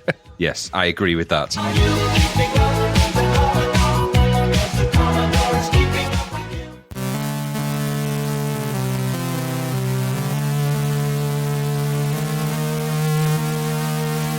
And we are back. We are back with the singles from April 1988. What was going on in 1988? Not 1987, 1988. For the first 3 weeks of April, Heart by the Pet Shop Boys was at number 1. Yeah, Did we have this last month? Did it go into? I think it went last week. I don't didn't think it? so. I think it went in last week. I think it was the last week of March. Maybe. I don't remember anything. I don't remember talking about it. I don't even remember hearing it. Do you know? I do remember it. I mean, I like this song. I think it's one of the better tracks. Interesting video. Did you watch the video? I'd never seen it before in my life. No. The video it's based on Nosferatu. So a silent movie. If only they'd shut their mouths and stayed silent. Maybe. But it's based on the 1922 film Nosferatu, and it opens with Neil Tennant and his bride, who's played by Daniela Kuric-Przmyk, because this film in Mokrich Castle, and Chris Lowe is the chauffeur, drives him up to this castle. They go to bed, and then there's a vampire. It looks like Nosferatu. It's played by Ian McKellen. Good old Gandalf pops up as a vampire. Bilbo. Suck your blood, Bilbo. What the hell was that? I don't know. I don't Ian know. McKellen, Bilbo, suck your blood. I am not here to suck your blood, Bilbo. Do not take me for a cheap trickster. I can't remember what he says now, but it's not that. A conjurer of cheap tricks or something. Cheap tricks, yeah. Anyway, Nosferatu seduces the bride and then makes off with her, and Tennant stares bitterly at them from a castle window. With his broken heart. It was filmed in Slovenia. There you go. So it's a weird video, but I do remember seeing it. It was obviously quite a bit of money if they buggered off there to film it and stuff. But Ian McKellen. Very popular, though, weren't they? The old Pet Shop Boys. They were. This was the fourth single, I think, of their second album. Crikey. So there you go. And it went in straight in at number one. It was originally going to be called Heartbeat, but the guy out of Culture Club, or Heartbeat or something like that, the guy out of Culture Club formed a band called Heartbeat, or It's Heartbeat or something or other. So they went, we're not calling it that then. Can't do that then. We'll call it just Heart. Anyway, there you go. For the last week of the month, it was the track Close to Your Heart, I'm sure. The theme from S Express by S Express. Yeah. Do you know, I really liked this track back then. This is one of my favourite house tracks at the time. Yeah. It's a song constructed from so many samples. It's mad, actually. That it's like a lesson in IP infringement, really. I mean, I can't really what this. They're like. I mean, the list is on Wiki if you want to go and dig it out. And if you think of that song and think of a line from it, it's probably a sample from another song. Mm-hmm. So I've got the hearts for you. Yeah, that's from a song called "I've Got the Hots for You," as you'd expect. There's so many of that, even down to the digger. That sound is from another track, and the enjoy this trip is from another track. So it's just the sampler has arrived, big style. Yeah, I made massively. a career out of it. And of course, S Express was then, we liked it so much, we made a demo group called S Express, although we dropped the E because we didn't want people to think we were the Sexpress. You did, didn't you? Yeah, it was just Express. Yeah, it was just an because it was the Software Express was the official line from that. And it was better than what Gary, a friend of the podcast and a member of S Express at the time, his previous group was, I think, the Gremlins or something like that. And then he co-formed this, really. And I think that was, I'm not sure. He was a huge house fan, so I imagine he really likes this track as well. Even I like this track, and I'm not a house fan. It's classic. It is a good I forget the name of the guy that did it. I've got some more details about it because we come across this twice, I think, in this list. So, but I've got some more details somewhere about it. But anyway, for now, lots of samples. Yeah, it doesn't feel like lots of samples, though. It feels like a cohesive it's very track. clever. Yeah, it's cleverly put together. And it's actually, I suppose one of the key takeaway things from that track, it's a very interesting fusion of disco and house going on behind the scenes with that. If you really think about it, because half of the tracks that it's sampled are from the 70s, sort of mid to late 70s, so disco era stuff. Yeah, and it's blended into a house track, and that's quite intriguing. Way later down the line, a variation of that kind of technique is used by people like Burial and things like that to construct their tracks from different kinds of music in that way. And of course, the mainstay of Amiga music is the construction of music from samples as opposed to it being, played. And, I don't know. It's interesting that this is a track built like that. Probably made in a tracker, I bet. It could very well have been. I don't know. Could have been, for all I know. But yeah, good track. Anyway, that was it. That's your number one. So let's get into the singles. 3rd of April, straight in at number 28 is Armageddon It by Def Leppard. Armageddon It. Yeah. I'm really getting it. Of course it is. Another from the 1987 smash hit album, Hysteria. So many layers of guitar in this track. It's quite incredible. Describing the scene in the recording studio on the final day, Barry Guitar Pick Muldoon said, and I quote, "Then he, possibly Joe Elliott, he didn't actually specify, began to emit hard-shell chocolate eggs from his arsehole and started shouting for somebody called Sherry Felter. Rancid. Rancid, that. Weird. Just weird that happened. What a weird thing to have happened. in the the mixing of Armageddon. It Exactly. is that how he came up with the lyrics? Is that is that Armageddon? It Well, there's a hard shell egg on the floor. Is that yours? Joe, you've laid an egg. Chocolate. Oh, let's say the key word here is, allegedly. We don't know that Barry Guitar Pick Muldoon who he was referring to, but yeah, it could have been any of the leopards. that could have been anyone's egg. Yeah, yeah. The deaf one, the blind one, the one who can't taste. The candlestick maker one. Yeah. What do they call someone who can't smell or taste? Podcast friend Gary. Podcast friend Gary. The blind one, the deaf one, the one who's one's got no hand there, no arms, so he can't touch. Yep. Yes. There's always a sense missing from a leopard song, from a leopard. Yeah, there is. There is. In at number 31 was "I Need a Man" by the Eurythmics. Yeah. Weird song. This It was a bit weird. They've gone a bit weird now. Yeah, Officially weird. Yeah, so this feels like it felt like some weird mix because the sort of lyrical content and the way the sound of it felt like some weird mix of Robert Palmer and Shania Twain to me. I don't know. Yeah. Well, remember in the previous Eurythmics track, I can't remember the name of it, but we said that then they'd gone off kind of on a wild tangent where she was kind of opera singing at one point, wasn't she? And it was all a bit weird. But when you said a weird mix of Robert Palmer and Shania Twain, did you mean a song blend mix, or did you mean some kind of Brundlefly technology had blended them together into some kind of Palm Twain, which would be kind of interesting and weird?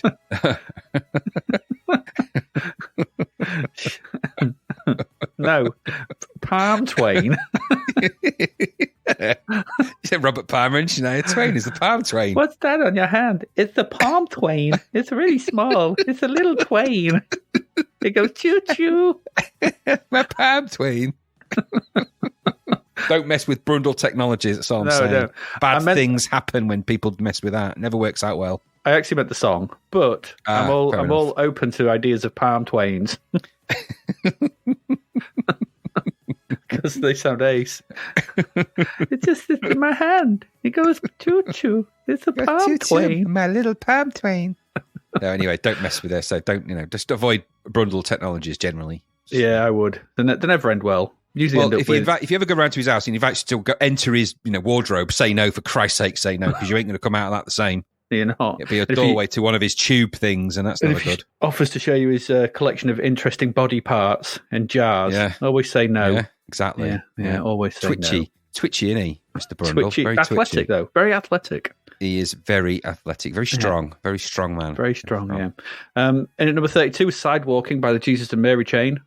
Did you listen to this? I didn't. I'd heard it before and I didn't want to hear it again. Yeah, it's a bit shoegazery to me. Reminds me of sort of mid-90s Primal Screaming away. But I read the bit on Wiki about it and it says that this track reflects the band's interested in hip-hop.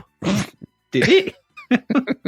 The complete lack of knowledge and interest. Yeah, if that's the case, definitely. Nothing that I heard on this track reminded me of anything hip hoppy. It was shoegazery. Yeah. Did it have samples of drum beats? It says there. Well, it says it samples the drum beat from the 1984 single "Roxanne's Revenge" by Roxanne Shanty as a loop. Okay, but one of them was playing the drums. So I don't know. A single sample does not a rap track make. No. So I think. I mean, I'm just putting it out there that I think they're more complicated, both lyrically and dynamically, than that. Just saying. Yeah, no. Number 36 is "I Want You Back" by Bananarama. Bananarama. At this point, I'm tiring of the rammers of bananas now. Yeah, it's full on saw pop fluff. This. Oh, this one I is want you guff. Back. Baby, don't care what I have to do. I want you back. And Pete Wortman, you know what he was doing at that time. We know. We don't even have to say it. We know. He was laying full on caramel eggs. Exactly. He was filling the piggy bank, and not in a very productive and friendly way. With his own spooge. Yes. Ew. God. Number 42. Dark, twisted maniac. I wasn't even thinking. I didn't want to say that. No, I didn't want to say it, but it had to be said, allegedly. Number 42, "Let's All Chant" by Pat and Mick. Pat and Mick. This song. Is that Pat Sharp, this? It is Pat bloody Sharp. Yeah. I know. Yep. And I am sure that Pat Sharp was definitely the inspiration for Trevor and Simon's MC Mick McMax, because he was the one that did Pot Fish, the number one fish snack in the pot, and he looks very similar to Pat Sharp. Yeah, he does. And of course, he danced around with Moon Monkey. I'm not saying Moon Monkey and Mick Brown are the same, because obviously that's the Mick of Pat and Mick. But may as well be, for all I know. Yeah, it's a horrible song. It's that I didn't realise it was "Let's All Chant" for. Don't even. As soon as you say it, I can hear it in my mind.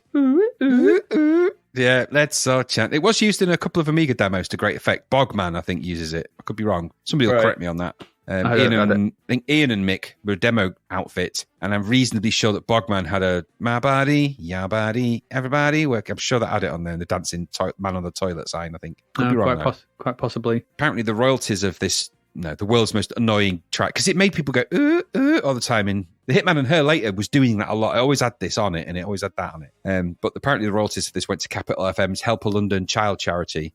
This was, of course, produced by Stock and Waterman and, Mike, Stock, Aiken and Waterman. The relationship began when Brown joked on air with producer Pete Waterman about turning the DJs into pop stars. And during the recording, describing the scene in the recording studio on the final day, Barry Beatbox Muldoon said then he, possibly Pete Waterman, began to spew white chocolate coins from his arsehole and started shouting for someone called Harry Belter. Sounds rancid. It doesn't sound pleasant. No, it doesn't at all. It doesn't. White chocolate coins. Yeah. Oh, I don't know. You never want white chocolate coins. Chocolate coins are the worst of all chocolates. You used to get chocolate coins for Christmas in those bags. Yeah. I was always like, you've just repackaged dog chocolate. They're a faff to open. They're annoying to eat. They're not very nice chocolate. They're naff. And white chocolate, by the way, is not chocolate really at all. It's milk fat. And that, when you say it like that, if someone said, here's some chocolate milk fat, you'd be like, oh, no thanks.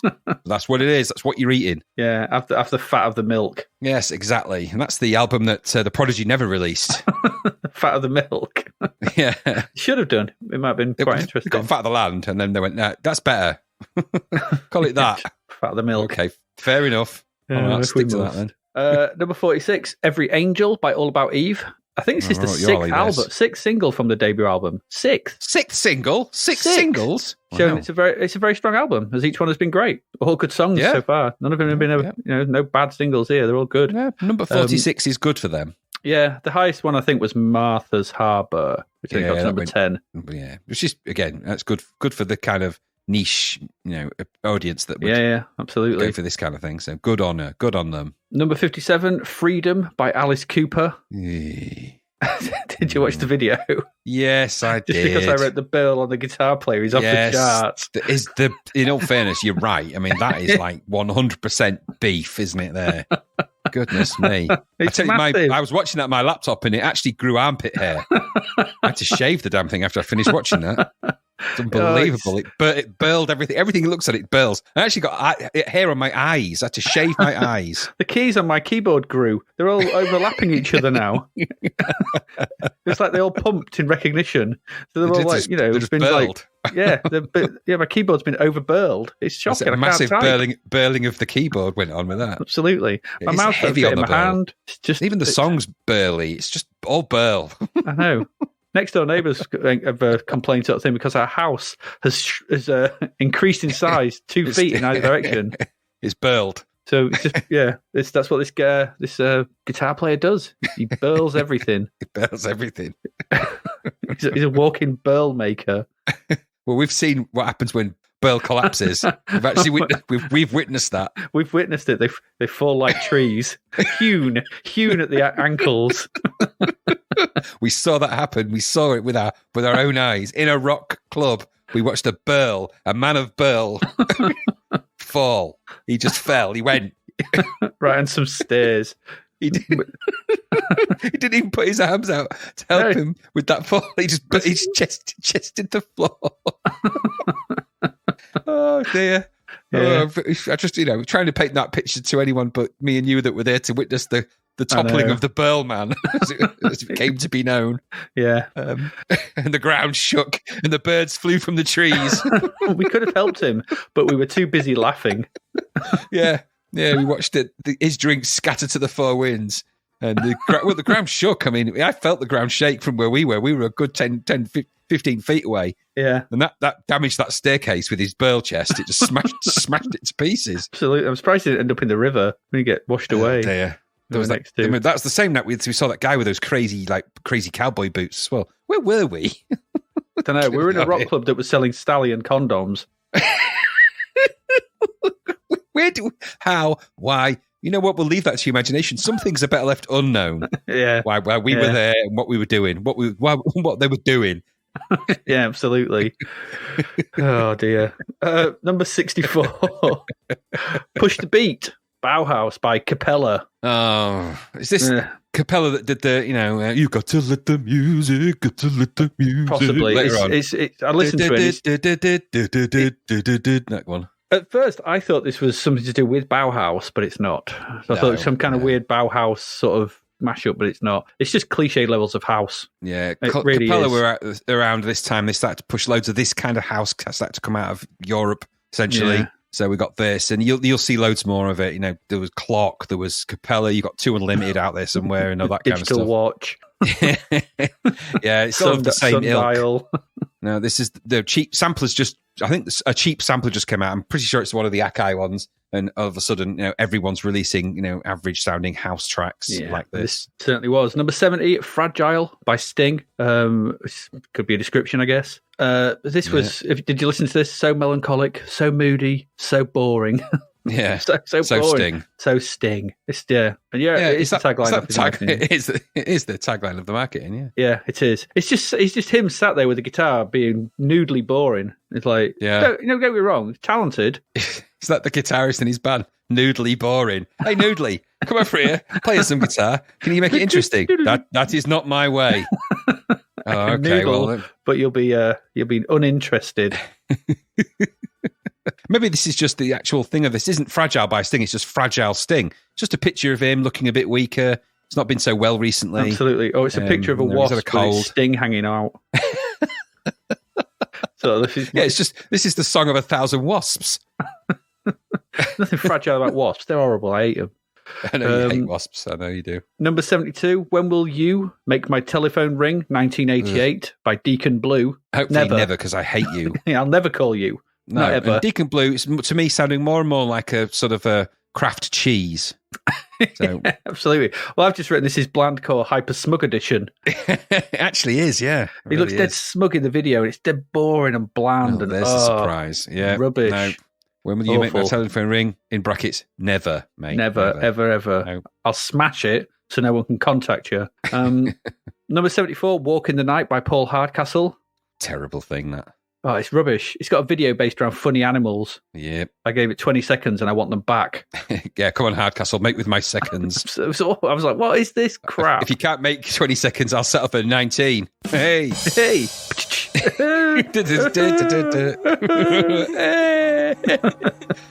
Yeah, no, rubbish. In at number 78 was Airhead by Thomas Dobley. Thomas Dobley. I don't know what to make of this. I don't know what to make of him.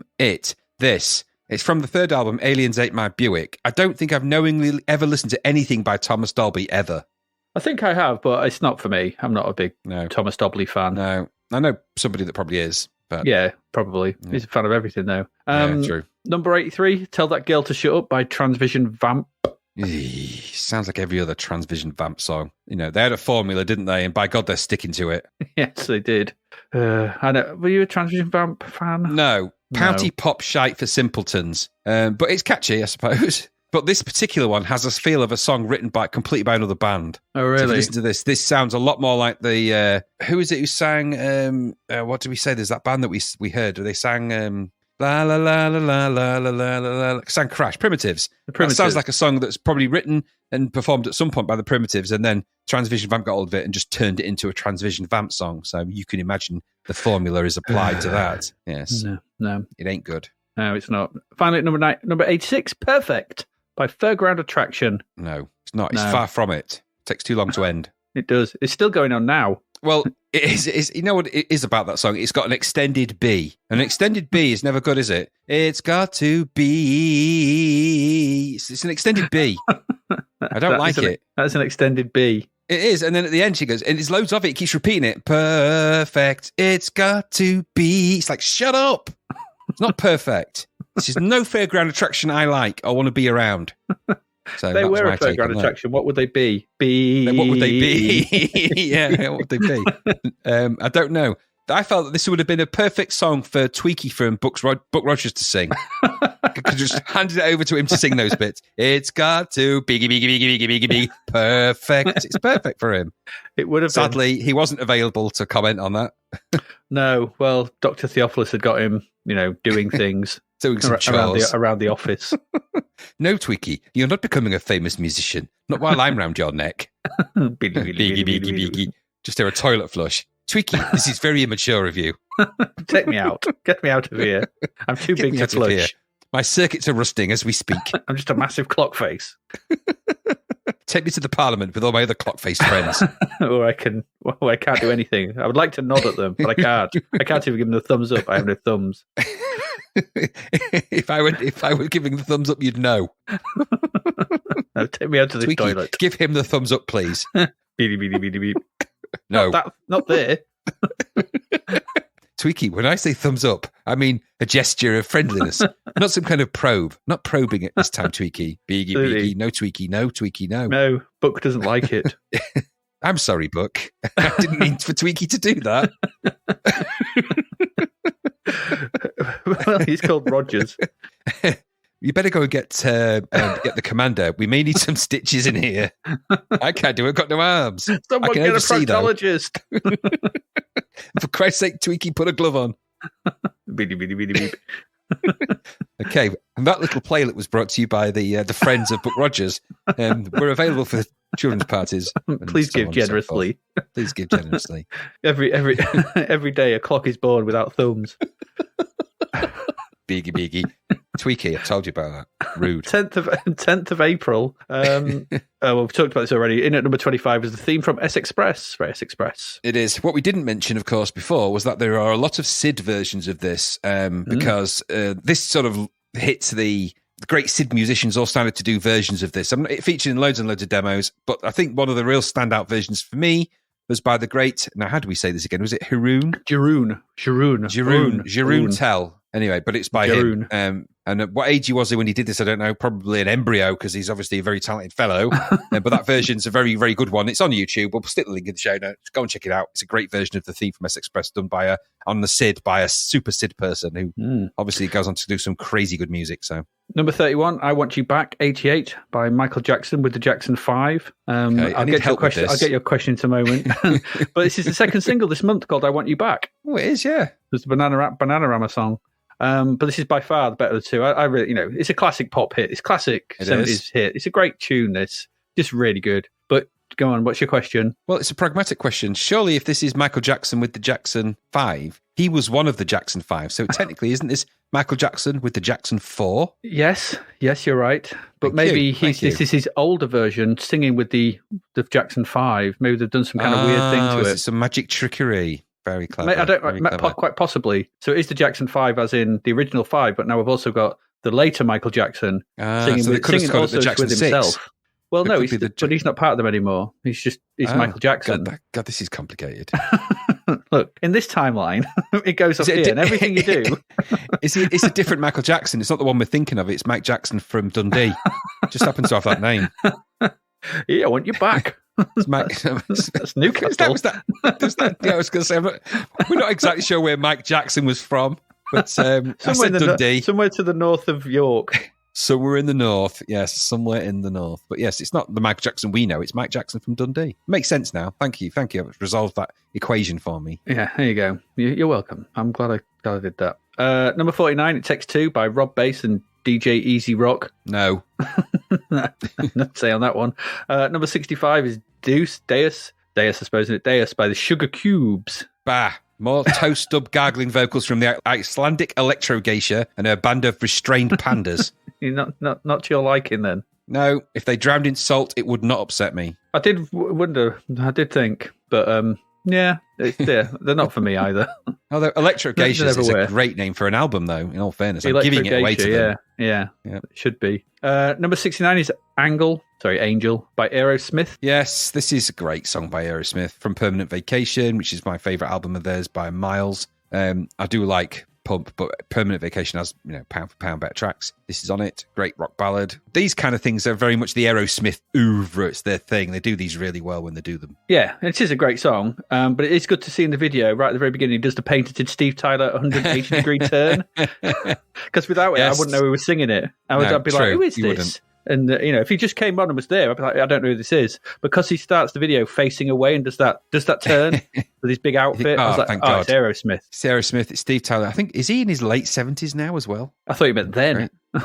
He looks like then. He may have been. He's always had that kind of look, but he's kind of got timeless vocal quality. I really like their ballads. They're really good. This is really good, and Dream On is really good, and there's loads of them that are really good for this. Yeah. Number Don't want to miss a 75. thing, and so on. Yeah, good. Number 75 is Get It On by Kingdom Come. Yeah, no. We talked about this the other week. I'm not talking about it again. Never again. Number 78, Beds Are Burning by Midnight Oil. I like this song. I always like this track. It's the only track of theirs I do like. It's really good. It's the only one I know. Yeah. Weird, catchy, weird. And I've always felt it was a bit odd. And I thought it was about something. I just didn't really have any context of what it was about. Anyway, the internet provided the answers. It was all to do with Aboriginal communities, seeing firsthand the seriousness of the issues in health and living standards. Yeah. Yes. Catchy song. And it was obviously criticising. And there's a big, heavy message. And I didn't realise. I just thought, hummed along. And then when it got to the Beds Are Burning bit, I'm like, that's quite cool. I don't quite know why it works so well. But it's just got a nice, nice good chorus. Good chorus, nice yeah. vocal. Good hook. Yeah, good stuff. Yeah, it goes much higher in the chart than that as well. Yes, it does. Yeah, rightly so. It's a good. I mean, yes, it is a very, very good song. But like I said, I think someone played me the album back then because they bought the album back of this, but nothing stuck with me, so I couldn't tell you anything further from them. Maybe some of our, I don't know, I presume they were big in Australia. Some of our Australian listeners could highlight some of their better tracks. They must have been popular in Australia. They mentioned Australian places. The Kintor Ranges and the Yandumu. And I'm sorry if my pronunciation of those things is way off chart because I don't understand what you're talking about. Yeah. but I know it's important stuff. Yes. Okay. I've never heard those places either. 17th of April. In at number 14 was One More Try by George Michael. Yeah. What? One More Try at what? Well, Hook a Duck at the local fairground. Quite possibly. This was like the Sting song. It's really boring and overall. Yeah. Really. Well, it's George Michael in that period where he's just boring and overall. Yeah, it all goes very dull and boring until you get to sort of later when you get Fast Love and stuff. It was all a bit slow and bit, sophisto stuff. Dull video. Yeah. It's music for dinner parties. Absolutely. Yeah, not my dinner parties though. No. Number 25, The Payback Mix, Part 1, James Brown. Ow! Yeah, 2 seconds in, he goes, I just want to, hey! It's just immediately it's like, oh yeah, it's James Brown. It's like the Steven Tyler turn. It's the James Brown. Yeah, well, that's how he says goodbye, hello, how are you, many other phrases. Just in that simple statement is the James Brown language. Yeah, it's all to do with context. It's all to do with the context of where he is. Exactly. If he's happy, you get a hey. If he's sad, you get a hey. No, you just get a hey. It's all the same. It's all the same. You just know. You've got to apply context to his language. I like that, though. It's kind of invert Latin.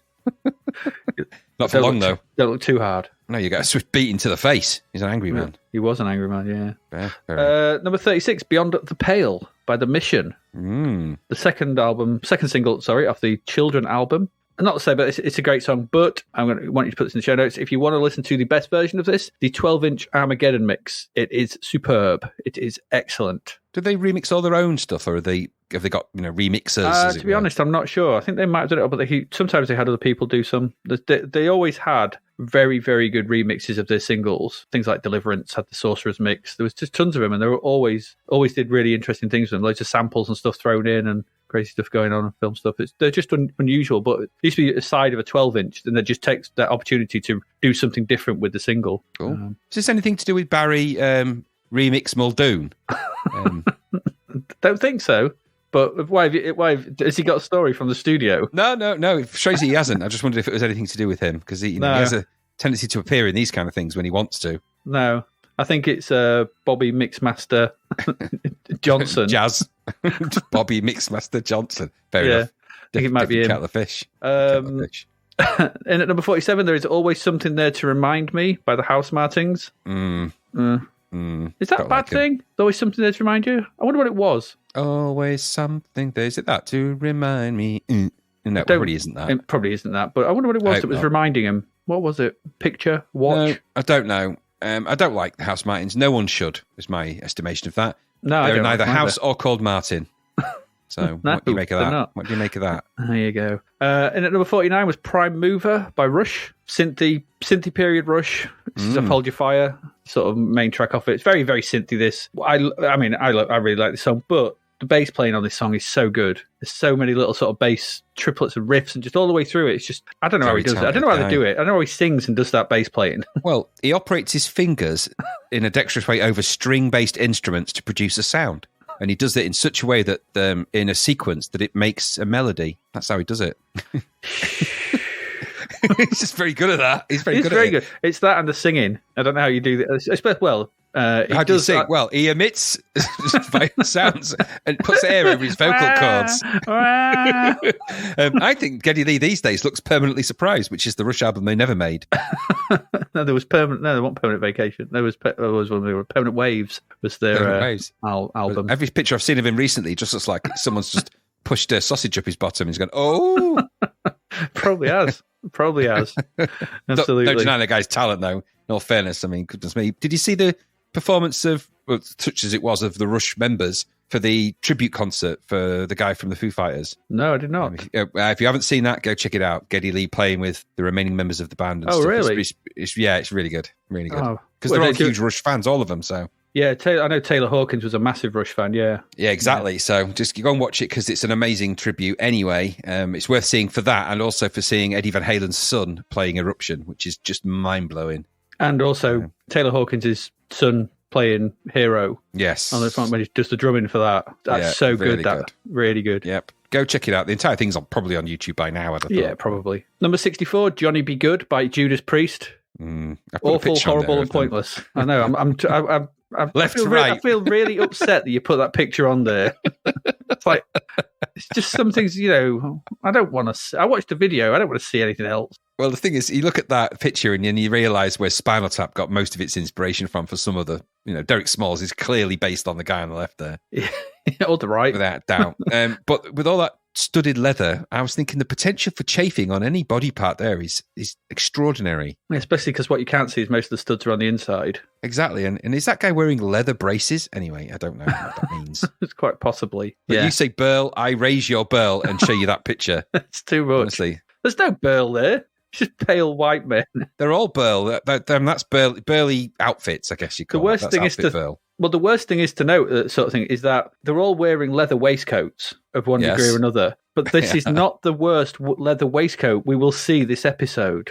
It's not, is it? No. There's one coming right at the end. It's just out leathers them all. And it ain't good. No. Number 71, Somewhere in My Heart, Aztec Camera. Oh, I'm like you. I hate this stupid song and the lyrics. Yeah, it's stupid. Silver splits, but a baby being born to the overkill. Is it Somewhere in the City or Somewhere in the City? It's Somewhere in the City because it's somewhere in my heart. So somewhere in the city where the air is still, a baby being born to the overkill. I hate that song. I don't think I can't hate it. It's just omnipresent for a while in every 80s collection, isn't it? My heart, yeah, I'm just no. It is a good. It's the only Aztec chorus. It's the only one I know. It's the only one anyone knows. Even it's the only one he knows. Hate is a strong word, but I do hate it because it was around so much. I came to hate it. I reckon you'll hate the next one more, which is The King of Rock and Roll by Prefab Sprout. I absolutely hate 77. That. Yeah, more smoke, bland, nonsense. Absolutely. Hot dog, jumping frog, Albert. Shut up, you annoying turds. That's not what I wrote. I wrote stronger words. But I hated it. I hate this song. Good Lord. That kind of language is no place in time or space. Those are strong words. For the keen-eared out there, the only funny time I've ever seen this played contextually is when Daisy plays at a really crap party in the TV show Spaced, which everyone should go and watch because it's very, very funny indeed. Especially that episode. It is. Unlike our next song, number 84, Pump Up the Bitter by Star Turn on 45 Pints, which is not funny or clever. It's stupid and not funny. No. I don't know where these things, someone thinks it's a good idea. That's really funny. You should release that. That conversation ended up in this situation where we've got Pump Up the Bitter, brew it. It's rubbish. Terrible, horrible thing. Erase from space. Yep. 24th of April, and at number 26 is Out of Reach by the Primitives. Yep. It sounds exactly like what you're going to expect. Sounds like a Primitive song. Sounds like the Primitives. Vocals. Good song, though. I liked it. Yeah. I think they're a good band. Mm-hmm. Number 50 is The Finest Work song by R.E.M. Never heard it. I didn't recognise this one either. It's all right, though. No, I've realised over the looking through all of the music we have, there's so much REM that I'm never going to listen to. I felt relieved. So that's quite good. Just put it on while you're about that. asleep. Then you can REM while you listen to your REM. Yes, true. Rem. Yeah, you get double REM. Number 58, Imnin Alu by Ofrahaza. Yeah. And I've put, is this some kind of ancient spell? Well, I hope not, because I've just summoned something. Or is this someone with a cold or about to sneeze trying to explain that they're in a zoo without a hat? I'm in a zoo without a hat. Sorry, you're in a zoo without a hat? Second class return to Nottingham. Tunes. You need tunes, mate. You want to play Osmium? Get some Hall's mentholyptus. Some mentholyptus is what you need.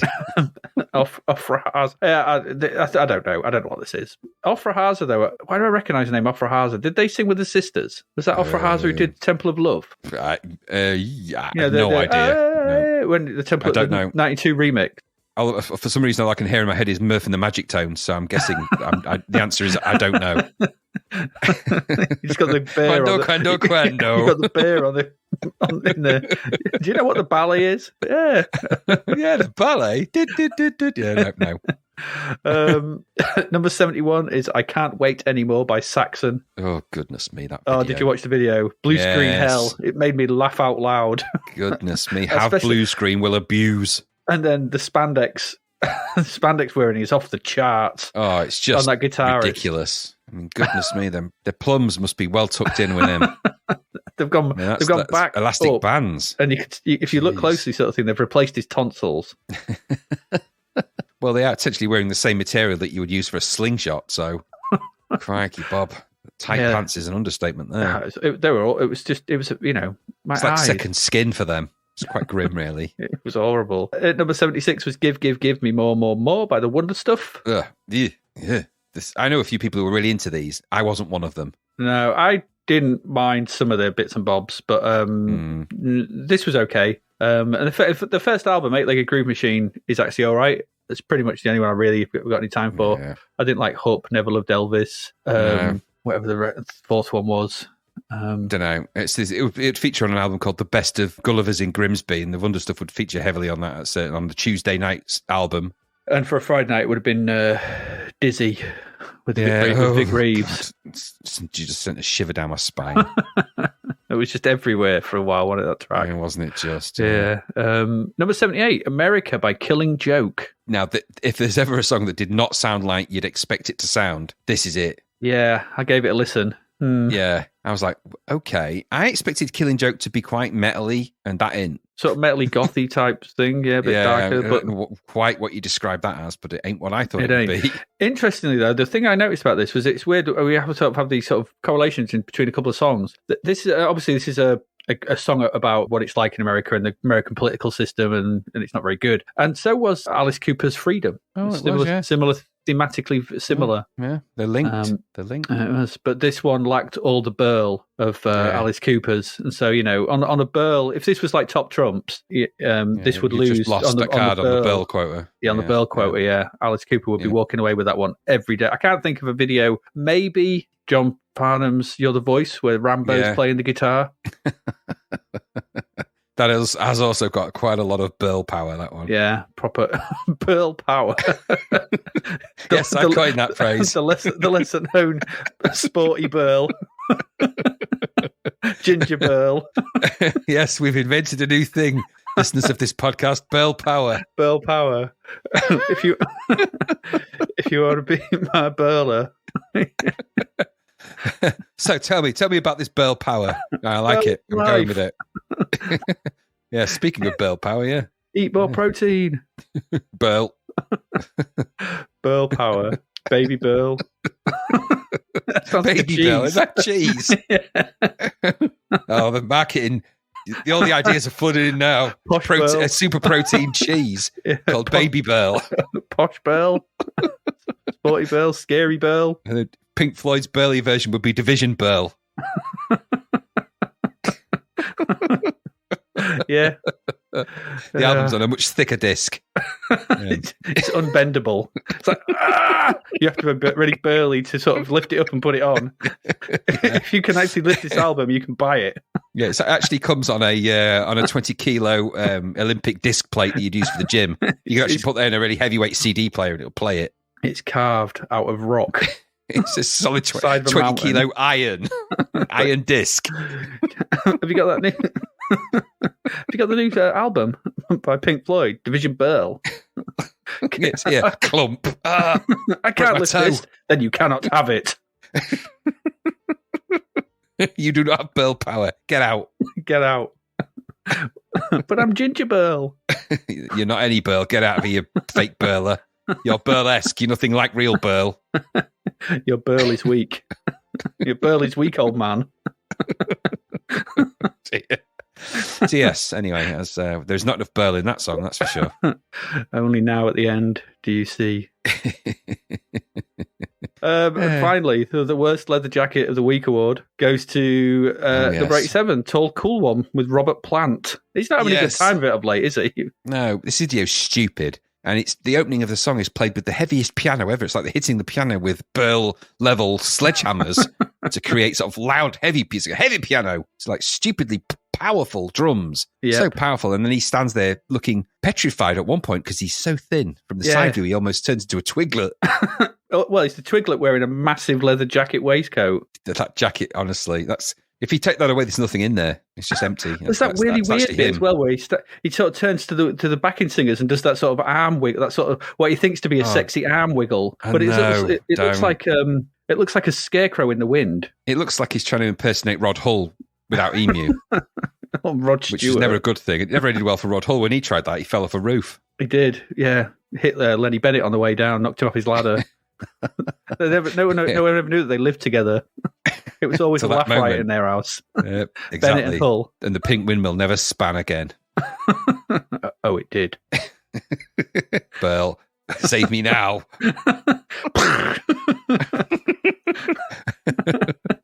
Fist of Burl. Eye of Burl. Eye of Burl. Oh, there we go. Anyway, that's it. That's the Burley singles. Loads of Burl in that lot. We're going to go away and take a quick break.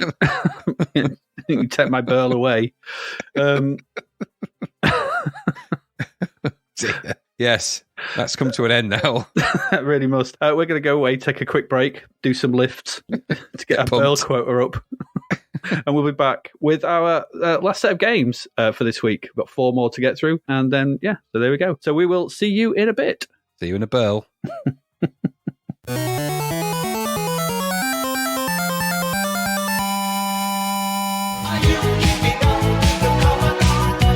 Hey Graham, here's a shout out for one of our sponsors' books, The Case of the Notorious Roboticist. Why is she notorious anyway, this Isadora? It's nothing to do with that Duran Duran song, is it? It's even worse, Graham. She's programming bias into AI, and that does not spell good news for men in this cyberpunk dystopian noir thriller. Okay, so what's going to stop her then? Moros. He's a nice guy. Bit of a bumbling fool, it's true, but he's got a heart of gold, gold. Always believe in your soul. Gold.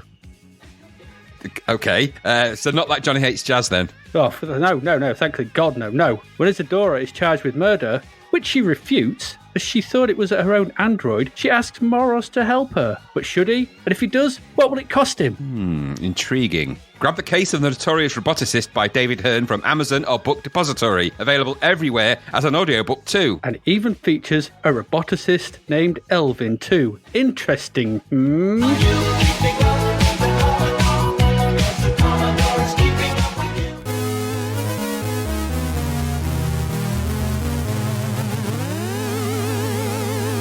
And we are back for the last section. We've got 4 more games to get through, so let's waste no time and just get into them. So the first one is ... Traz. Full price, $9.95. Traz, or Transformable Arcade Zone, for those who might want to know, is another in the long line of Breakout variants on the C64, following on from things like Crackout, Arkanoid, That Level in Oink, and many others. The Oink level. I feel like there's another one. What's that triangle one that we couldn't name? That was what? That was there was one, yeah. Side breakout. Yeah. Crab sideways crab. It was the one that, nothing, I can't remember because it had nothing to do. Yeah, that's the one. But I did a quick look on Lemon 64. There's loads of them. I just don't know. But, it's another bat and ball game, essentially. This one is from Cascade Software. It's got coding by John Menzies before he started the stationery store, with graphics by John Cassells and Damon Redmond, and music by Jerome Kimmel. Do I need to go over the basics of Breakout? A ball bounces around. You need to keep it in play by controlling a bat. Yeah, there you go. Let's keep it simple. That's there it. you go. There are a number of destructible bricks on the screen, and clearing them all takes you to the next screen. That's basic Breakout. Here it is. Traz is somewhat more advanced than that, though, while still retaining that core gameplay loop. When the game boots up, you are given 3 options: single player, team mode, and construction kit. Be wary of the construction kit, as it asks you if you want to erase all the screens out of memory, and that's exactly what it does.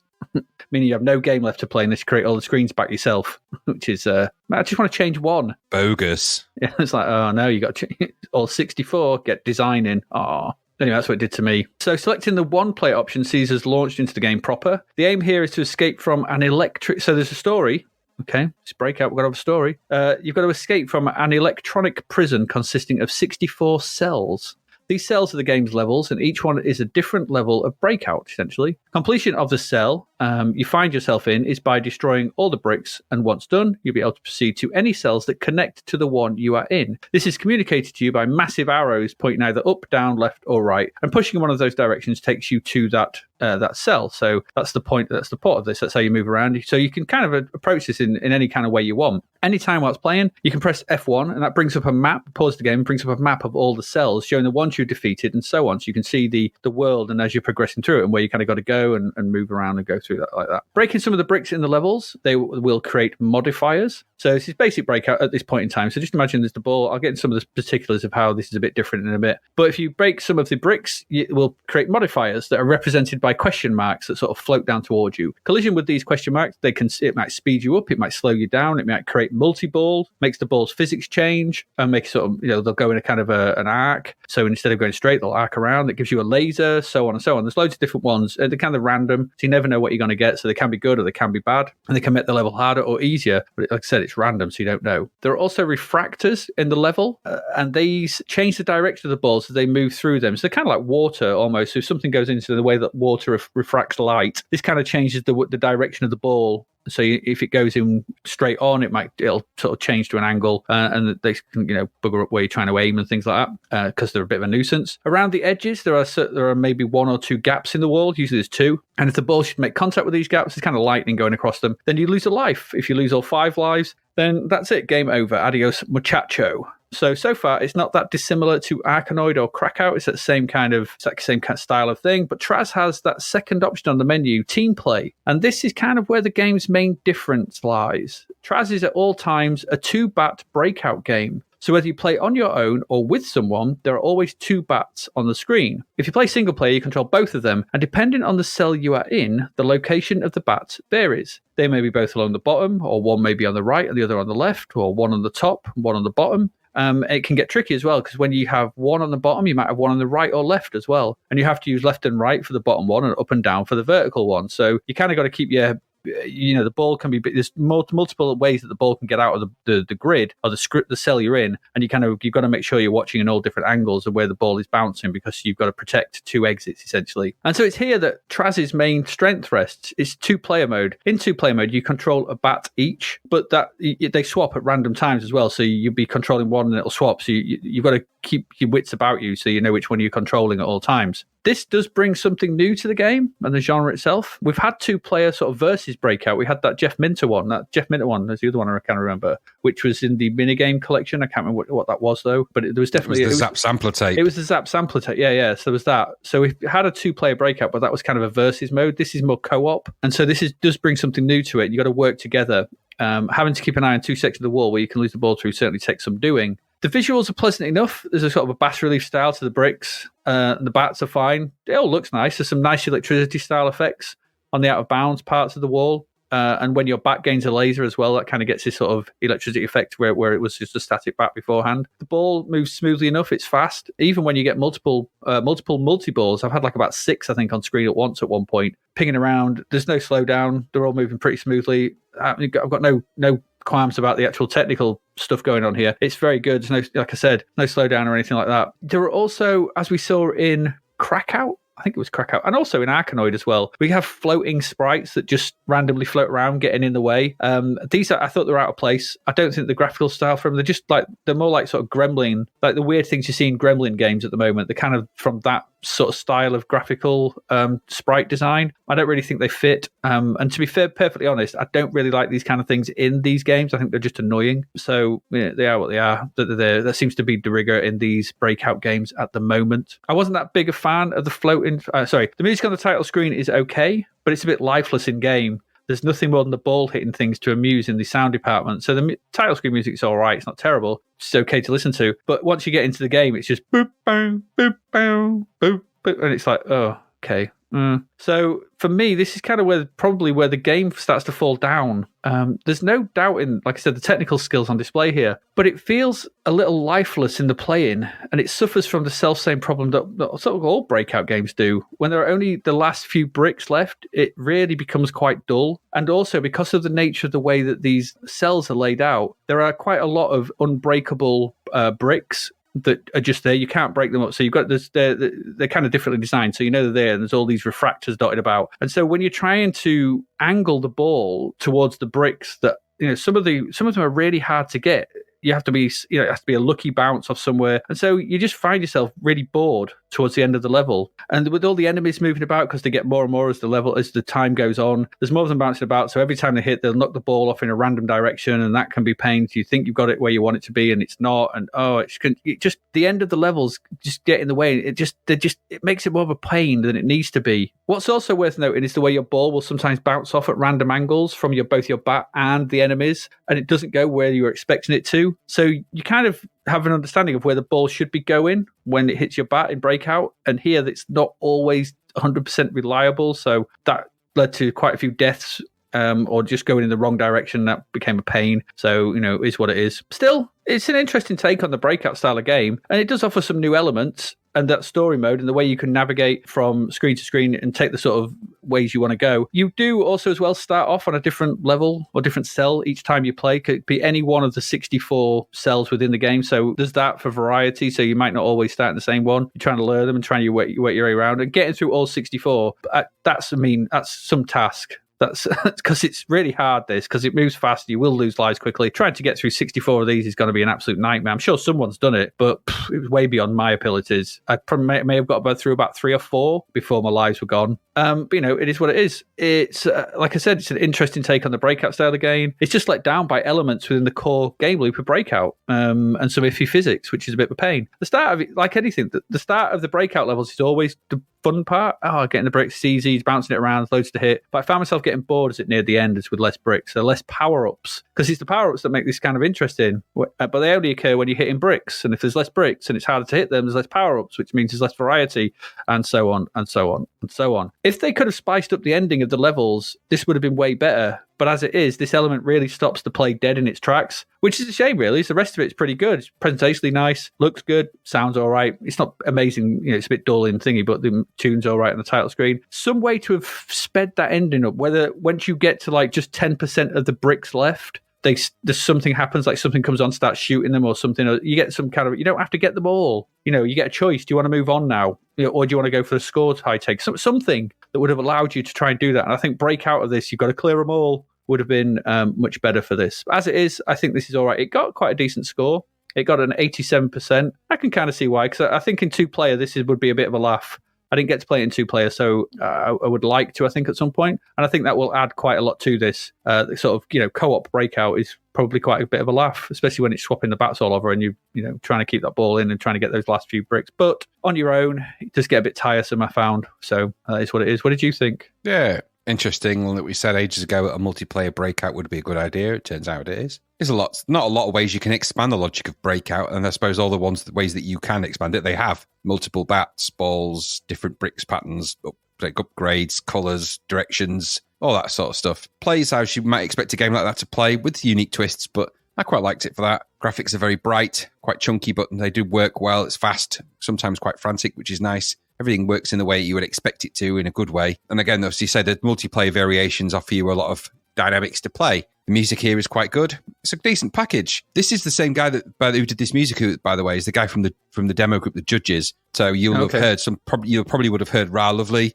You might have heard Think Twice 3 or Think Twice 5. That's the same guy that made this music. So, right, okay. Jerome Red Kimmel. Really good stuff. I quite like that. Again, this is kind of a game. I don't know if my main 2 takeaways from this were that I quite liked it in the way that it was. It's playable enough. It would be good fun with more players than just one, I think. I just couldn't decide if the price point was a good reflective of its value, its real value, really. £10 seems like a lot for a breakout game, however you swing it. And we've debated that before as well with others. I suppose if you want to play a variation of Arkanoid, Breakout, whatever, and it's got a bit of a different twist, then if you like those kind of games, there's this, and it isn't actually that bad for what it is. So I enjoyed playing it, but I enjoyed Arkanoid as well, and they're kind of the ruling the roost. It doesn't add a lot more to it in the sense that it's still Breakout at its heart, but I don't know, it's all right. I quite enjoyed my time playing it, but it wasn't something I'm going to go, wow, Traz was the greatest game. I must go back and play it. I was just kind of, yeah, that's quite good. Move on. Instantly forgettable, really. Yeah. I think it just, like I said, for me, it just has the same annoyances that the core loop of Breakout has. It's the ending of the levels. Yeah. I find them really boring. I always have done. Yeah. Like, oh, but there you go. But it is well made, and there's some interesting bits and bobs to it. It's all right. Traz. Strange name, though. Not quite sure about transformable arcade. I got it mixed up with another game as well. I totally got it mixed up with another game, which I thought had a Rob Hubbard soundtrack, so... Is that Baz? Story of Baz? No, I don't know what that one is. Ricochet, I think I'm getting it mixed up with. We'll see. Don't know that one. But maybe it is. We haven't seen it. Maybe. There you go. That's Traz. Let's move on to our next one, which I'm sure will be just as good.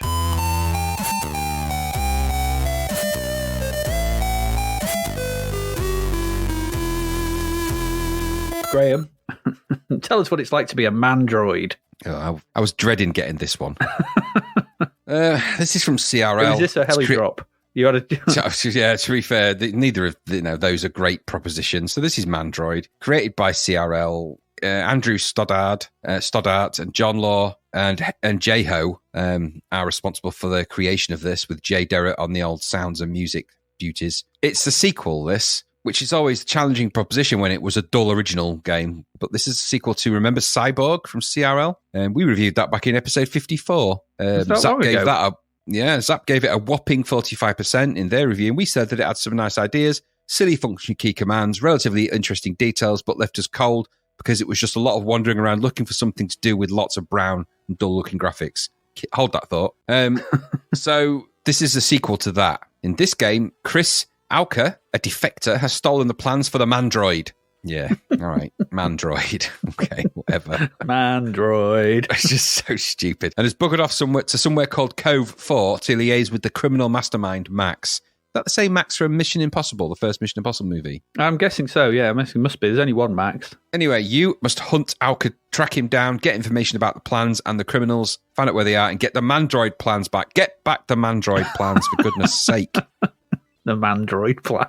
Does it matter? If they steal the plans and they just take copies, then give them the originals back. It doesn't matter then, does it? We're in the future. You can get copies of things. Anyway, so you start the game and it's away. The first thing you'll notice is the slightly sluggish movement in this. Not nice, that. No idea why it is that way either. And the game window is kind of a corridor across the top of the screen, similar to Cyborg, of course. Underneath that is a UI area that flips out depending on what you're doing. I noticed a whole bunch of weapons that would periodically tease the view and then disappear, so I couldn't actually access them. You can find them as you wander around. And you can also climb inside a nearby hover car thing, and the UI changes to indicate the controls of that, which you'll just spend time in running backwards and forwards, killing people, because that's what you can do. And then realizing that it is actually no use, because a hover vehicle that can't hover over a gap is no hover vehicle I want to purchase, let me tell you. It's terrible for that. Absolutely. Rubbish. So essentially you walk around, scoot in the hover thing if you want to. And again, like I say, you're probably going to just run people over a lot, but you're basically wandering around, exploring and looking for information and interacting with things to get information about the whereabouts of Max, the Mandroid plans, and Chris Auker. That's the game. So in this, as you wander around, you'll come across what they call transportation gateways-ish. That allows you to go to different locations. Different is a word, isn't it? Similar looking locations. You also need to acquire money in this game, which seems really stupid because it's just gathered from dispensers, really, that are dotted about. Or you can win at gambling things if you really want to. It's really dull. You also have to encounter other characters, and you can use your command menu to talk and to interact with them.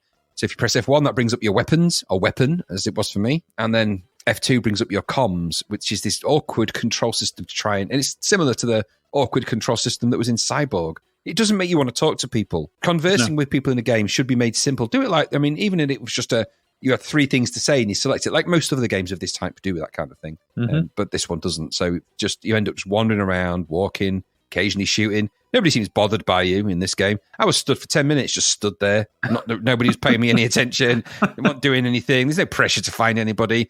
The Mandroid plans aren't on some kind of countdown from what I could gather. They've just got them and you just got to find them. No pressure, just wandering around aimlessly. All on a quest to find Max, Alka and the Mandroid plans. And that sounded like an amazing jazz fusion band.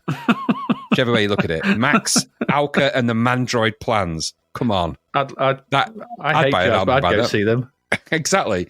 Apparently, side 2 of the tape of this had some kind of Mandroid library file with some extra information on it. Wouldn't make this turd any more polished, would it, Matt? Anyway, the issues here are plentiful, unfortunately. The graphics are slow and jerky and not well realised on the whole. The game is as dull as dishwater. Even with a relatively interesting premise, they've managed to squeeze out anything interesting in this game. And just what remains is the dull, brown, monotonous trolling around that is not interesting to anyone. Nothing happens in this game. Entire displays of this are just wandering around, looking bored, interacting with nobody, periodically getting in and out of things and going in and out of places, asking questions that are pointless. It's the very definition of really boring, that. The enemies, such as they are stupid beyond compare in this. When they do decide to do something, they just shoot at walls, shoot in the wrong direction, shoot the wrong way. I had an entire bunch of enemies that ran towards me and they just turned around and shot the other way. Like, what are you doing? Why? They don't even get out of the way of vehicles. No, you just run them over endlessly. And if you do that, they do periodically drop useful things, which you have to then go and pick up. Very boring. Getting in and out of the hover vehicle is a chore and a pain anyway. Just it's not good. The game doesn't give you any feeling of progress whatsoever. It feels like you're literally doing nothing, going nowhere, in an aimless task for no reason. I mean, that is bleak, isn't it? I thought Andy Capp had bleak moments, but at least Andy Capp had a purpose at the end. No, this is just endless trolling around these dull landscapes. Just, do you know anything about Max? No, sorry. Okay. 10 minutes later, do you know anything about Max or the Mandroid? No, it's not to do with me. It's just, what? Why? Just so boring. Just on top of that, the final slice of that turdy cake, the controls are horrible and the menus are really annoying and flit about in a way that is just annoying. A game that's a sequel to something that got 45%. So, we say average begets average. But in the first round, it would imply that if you're going to make a sequel to this, you would take the valuable lessons that you learned from making a really boring, endless, dull piece of crap like Cyborg. Take the lessons from that and make a better game second time round. But no. To do that would be crazy logic, wouldn't it? Don't do that.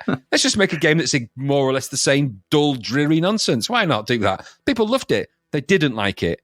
Nobody bought that game in droves. It was dull, boring, and useless, just like this crappy sequel. A boring and ploddy sequel nobody wanted to a boring, ploddy original game. Get off my C64, you turd burger. Did you like it? No, I did not. Just before we do get into it, did you look at the cover, that the picture that I posted? I will have done. Yeah. That's not the game I played. No, it's not. It's not. It's just dead weird. It's like, I don't know what it was. Well, I'll have to post that cover somewhere. Did we ever done a crapvert for Mandroid? I feel like I don't think I've ever seen it. I don't think it's ever come along. I've not seen one. Anyway, no, not good. So yeah, Mandroid, £10. Ooh, £10. How have they made Cyborg worse? I mean, that's some achievement. Well, they found a way. They found a way. This is another stinker from CRL, which obviously now stands for Crappy Rubbish Limited. Terrible graphics, jerky scrolling, and boring sound effects. It's just annoying from the moment you hit fire with boring brown graphics that look worse than those in Cyborg, and blocky sprites and overly done explosions. Those explosions when you shoot someone. Stupid. It's stupid. So stupid. And then when you get into your hover vehicle, which from a scale point of view is way too small for you to get in, it reminded me of the bit in The Simpsons. Smart car version. It's this bit in The Simpsons. Oh, this is the only car I could afford. Do I look funny to you? It's that. The real tall guy gets out of that car. Yeah. When there's no way the Mandroid is fitting in that thing. It just isn't. It's too small. But then even when you're doing it, you just hover about doing nothing and then get blown up when you try to cross a gap. Which hover? No. I'm sure there's ambition here, but those ambitions have not been realised in any way that's enjoyable. The title screen music was okay, I guess, but on the whole, this is bad. And this is as bad as the stupid name promised. Mandroid. That's what cyborgs are. You've just tried to come up with another word for cyborg. We already have the word, and your first game was called it. Why don't you just call it Cyborg 2? Yeah. I don't get it. You have the license. You made it. Mandroid. Mandroid sounds like... It just sounds all kinds of wrong. Mandroid. It's not good. It's not a good word. It doesn't sound good. It's like, oh, he's an android, but he's a man. That's a cyborg. Yeah. Can you imagine if your mobile Android device was called a Mandroid? You'd be like, oh, I don't want one of them. It's like last week. So you've got flying robots. No, we've got maneuverable armed computer humans. Yeah, we have flowbots. They're robots that fly. No, maneuverable armed computer humans. That's a robot. Computer humans. Thank you. It's you That's and me. a robot. Stop making up stupid things for words we already have. Mandroid. Ridiculous. Give you Mandroid. No, this was stupid. It was stupid and crap. And it was as bad as the name. When I first saw the name, I was like, oh, God, Mandroid. What point did someone not just go, no? And I can only understand because it's not made by the same guy who did Cyborg, is it? Different person did Cyborg. No, it's not. So either he's kept the license to the name Cyborg, so they've had to come up with Mandroid. But in which case, then don't make just ask him to make a Cyborg too. Yeah. But I don't know. This was good. 25%. 10 quid. If you spent 10 quid on this, good Lord. You're not going to be very happy with yourself. You're really not. No, you're going to question your own programming.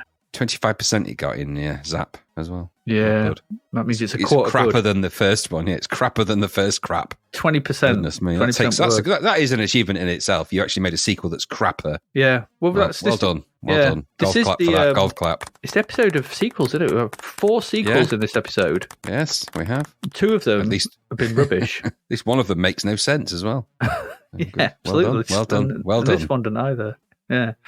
Mandroid, there we go. Crap. Let's move on. Got two more left.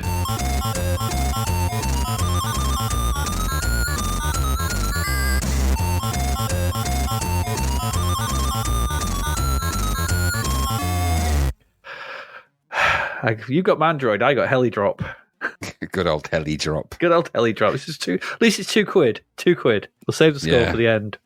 You are, Graham, Joe Starbuck, helicopter pilot extraordinaire. Revolution has struck Moldova, and your countrymen are stuck inside their embassy. They cannot be rescued, too tricky, but they can have supplies dropped to them so they can keep going until a diplomatic solution is reached. It's crap me up. It's crap me up, this plot. It's like, okay. I like it. It's kind of like it. Oh, we've got to sort this out. We just got to keep them fed. So, as Joe Starbuck, helicopter pilot extraordinaire, you have been chosen, to fly in, grab the supplies, and drop them off. Don't fly with them. Load the helicopter first. That's all I'm saying.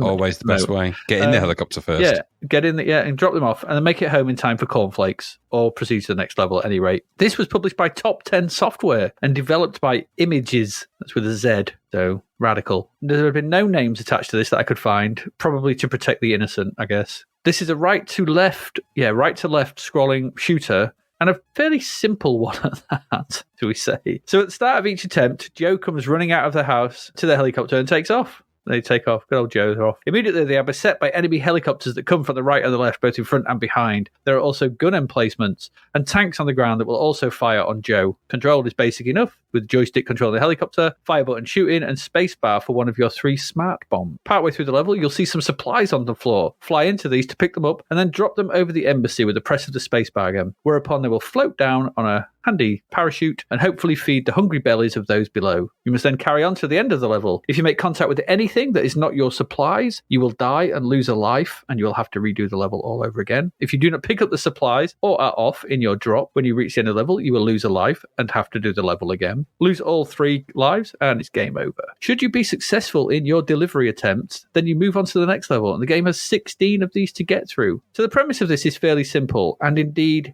the entire game is simple as well. To cut a long review short, I believe that this is a game that has fallen behind someone's desk in 1983 and then been found when they've moved out or something, and someone has stuck it on a tape and released it for 2 quid. Because according to a YouTube clip I was watching of this, the original release was very bugged, so it's probably never finished. So I just think this was sat on some disc, found, because it's clearly not a game from 1988. It's not. It cannot be. This would have looked just passable in 1982, 1983, let alone a month after the likes of I.O. I mean, it's ridiculous. The graphics in this are simple to the point of parody. There's a point where I started to think, is this game like a parody?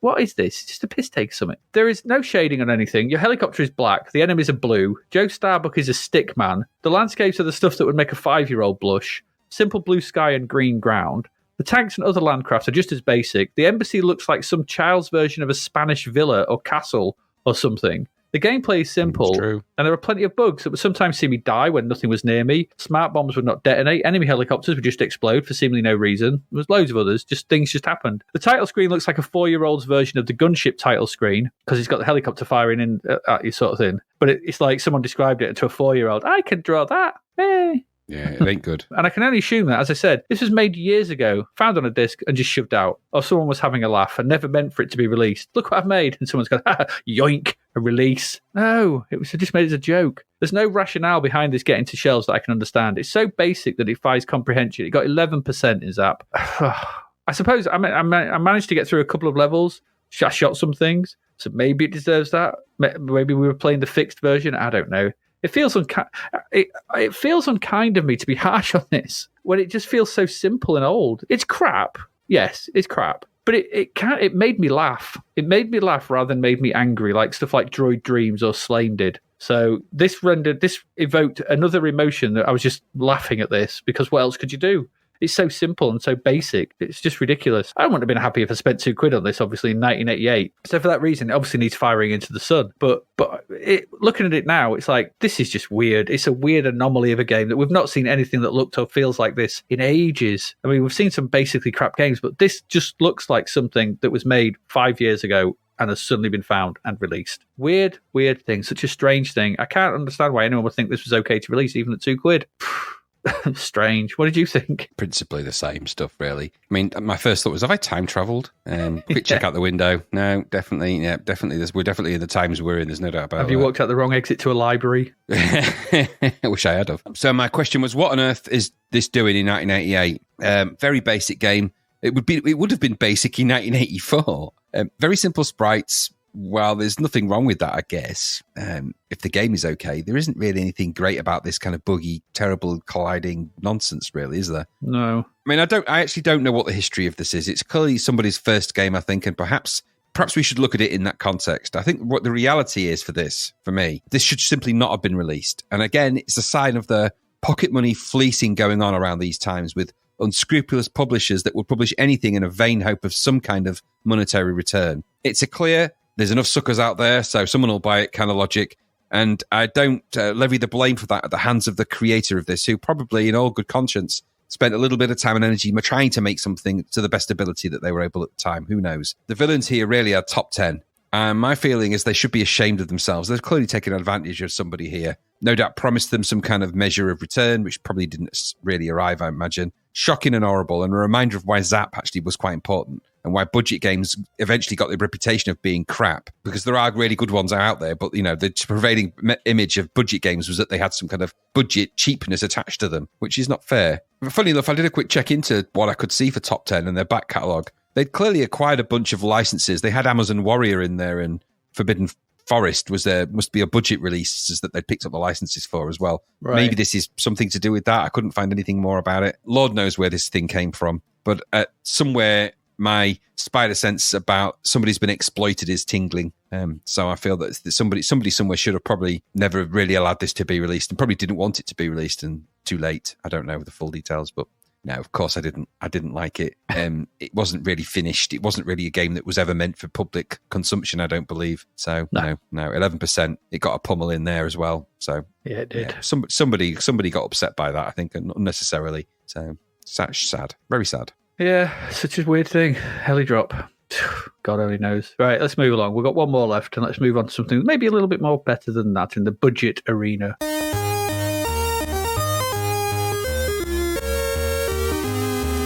So, Graham, tell us all about Scumball. $1.99 Bulldog game, this. 79% in Zap, produced by Software Creations. An interesting team they're becoming. Coded by Martin Howarth and Tiny. I've just got Tiny. I'm guessing there's probably another name to that. Anyway, Martin Howarth. And music here, importantly, is Tim Follin. Yes. So, the game, I'm going to read you off the case. The description of the case here. So, you control Linda. That is the laser-incorporated Nasty's disposal android. Yeah. Who, as you might have gathered, is not a cuddly toy, but a dedicated killing machine. Well, I wouldn't have gathered that if you called it Linda, would I? Specially created to clear the sewers of the assorted nasties that have taken over them. You must guide her path through the sewers, killing anything that gets in your way and recover the 8 grenades that are scattered around. When you have gathered a grenade, you must take it immediately to the lair of the green slime. When you have gathered the final grenade, you must proceed to the lair of the green slime and use all of the grenades to destroy the slime completely. Failure to accomplish your mission will be regarded as a cause of full disciplinary hearing. It's really weirdly worded, that. Contact with any of the aliens in the sewers will cause loss of power. Total loss of power will cause loss of life. Falling into the water or the spike pits causes complete loss of life, as does contact with the pods. Okay, so that is kind of the back of the instructions. And this was obviously a game that was released across multi-formats. Essentially, the sewers have been overrun by an assortment of terrible nasties, headed by a green creature. You've got Linda, and you've got to take her through sewers on a top secret, not ready mission to do exactly as I've described. Now, this is, I think, Spectrum first, Commodore second. I think this is originally on the Spectrum. But what you've got here is actually an interesting and well-created game. It felt to me like a spiritual successor to Starquake in loads of ways, this. Yes, absolutely. Look and feel, the way it played, everything about it. It's a real proper Spectrum conversion. And I say that because it's a close proximity in graphics and colour and everything else, but it has actually the same speed and it's not slowed down. And it's actually quite a nippy game, this, in the same way that Starquake was. Starquake had a lot of speed. There's nice touches to this. Very nicely drawn high-res graphics here. Lots of detail on them. It looks and moves fast and really well. It's quite hard, of course. Of course, it's one of these games, so it's going to be rock hard. But it is quite good. It's a kind of classic flip screen arcade adventure in that very tradition. And in fact, I was thinking about this in a tradition we haven't seen for a while in this kind of way. Yes, yeah, which is quite nice. So we haven't seen one of these for maybe a while, but this one has a high degree of polish and a feel of something a lot more expensive than £2. The controls are nice and easy. The game is immediate. There's nothing too taxing to figure out. That's why it's got a fairly tidy premise. If anything it's probably a bit too simple, actually. The audio is the first we've had from Tim Follin, who, even with this short piece, stomps his amazing take on Sid music into being with a big panache. He had, I believe, already made, or was making a name for himself over on the Spectrum because of his multi-channel music that he was producing on the Sinclair Spectrum, which is quite incredible when you think of what he was doing with that. So this game harks back to more of a mapper's delight tradition. Again, we haven't even used that phrase in a while, have we? Loads of screens to go. I think there's over 100 screens on this. Loads of pickups, loads of places to explore. Lots of falling through cave gaps, though. Lots of falling in the game. I mean, I fell a lot in this game because you're kind of a little droid little robot. Quite a cute little sprite, actually. Well-drawn little robots, animated sprite. And in fact, all the sprites in the game are quite nicely rendered, realised. And the backgrounds, too, nicely realised. The collision is good. The pace of the game is good. You're flying about. But I did fall a lot, but okay. But you're not overly punished for falling. You've got kind of an energy meter on the screen. Your UI is at the top in this sort of tradition of these games. And you can take a bit of punishing if you don't do something daft like land on a spike or something like that. You get 5 lives in total, but you can actually sort of make your way through. The only criticism I have there, of course, is that you can very quickly find yourself in the doldrums at the bottom. Some of these doldrums at the bottom don't have a really easy way of getting out of them. I don't think. I didn't play it long enough to really go right the way through all of that because as much as I like these games, I didn't have enough time to really dedicate a huge chunk of the day to playing this, and it would take a lot of your time. But you've got a whole load of enemy types dotted about, similar to Notes of Yesod in that kind of way, actually, in this kind of, you start at the top of the cave and work your way down. We've got games to come that kind of lean on this as well, Cybernoid and Cybernoid 2 and a whole bunch of others that have this kind of logic to them. I quite like that. You can pick up extra energy as you fly about, dot about. Well, you don't fly as much as run and jump in this, and you've got a decent jump as well. Good bouncy high jump that pings you quite nicely, which I thought was quite good. I don't remember being inundated with enemies on this, although there are enemies on the screen and annoying drips and bubbles and things like that. They're not all aiming towards you from the second you go on every screen, which is a nice thing. Mm-hmm. So you're not bombarded all the time. You got to navigate them in a more of a Monty on the Run type tradition, really, more than a sort of standard sort of ultimate type game where they just come flying at you all the time annoyingly. So I quite like that. There's a lot to like for this if you like this kind of thing. For £2, it's good value. My criticism's really, the game feels a bit vague about the details of what relates to what in the game. So it's nice to look at and pretty and explore, and it's fun and there's loads to go at. Just doesn't really feel like there's much to go with. It could have done with another paragraph. Just explaining a bit more about how it all relates to itself. But because you've got a bunch of enemy types, you've got a display on there, you kind of figure out the parameters of that quite quickly. But I just think if they'd just taken a little bit of time to just flesh it out a bit more, it would have given it a little bit more, I don't know, weight maybe. I don't know. I quite like it. Over 100 screens to go at for £2. That ain't bad value, is it? It's really polished though, and that's what I liked. It felt really finished. And considering this is a Spectrum conversion, it's one of the first times when I've actually felt that this was a worthwhile conversion and something that looked and felt like a really good conversion of something else. So it kept the resolutions and everything else. And in fact, the colours are actually better on the 64 than they are on the Spectrum one. So I had a quick look. Orally, of course, well, you've got Tim Follin, and it's even though it's a very shortish loop, I think it's only about a minute and a half, 2 minutes long tops, and it does repeat ad nauseum in the background of the game. It is a very, very interesting, clever use of the filters on the C64 to create a really nice soundscape, albeit a little bit repetitive. I like this for £2. Budget games can be good, is what I thought, looking suspiciously at the bloody Heli Drop box.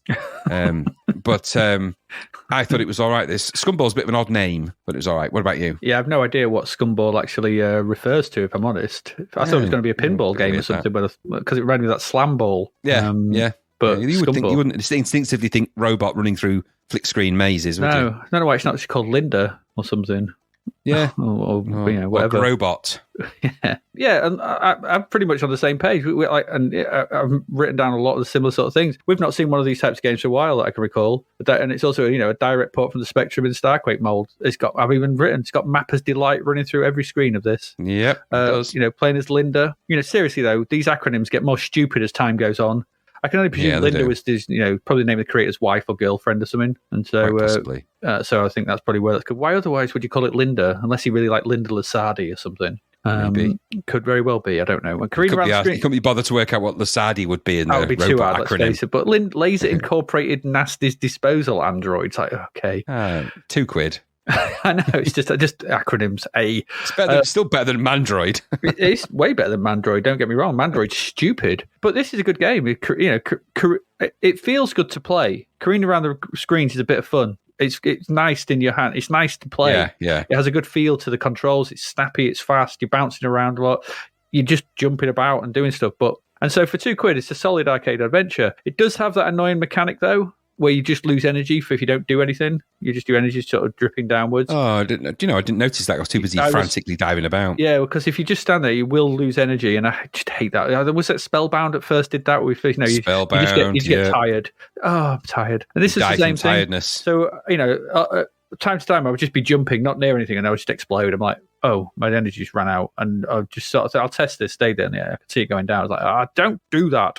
It's just annoying, really. Don't kill me for patience. Aside from that, the fact that it looks like a Spectrum conversion, which it does, but it looks nice. So it can, proof be told that Spectrum conversions can look all right. Not like the crappy ones like Jekyll and Wild or whatever that was. And those horrific things we've seen. Yeah, just terrible stuff. But this looks nice. It plays fast. The sprites are well drawn. Molecule Man, that was horrible. Molecule Man, yeah, that was another one. There's loads of screens, as you said, to explore and fight through. I'm like you. I didn't really understand what I was supposed to be doing fully. I had to watch a playthrough, and because there's 8 grenades to find, isn't there? And then you've got to find the sort of big monsters, and it lobs a grenade at them, and you've got to kill 8 of them, and you can only pick up one at a time. So you're just fighting your way through and trying to find your way to these monsters with a grenade. There's loads of things to pick up as well, which I didn't quite, there's L's and S's and things, and I didn't quite understand.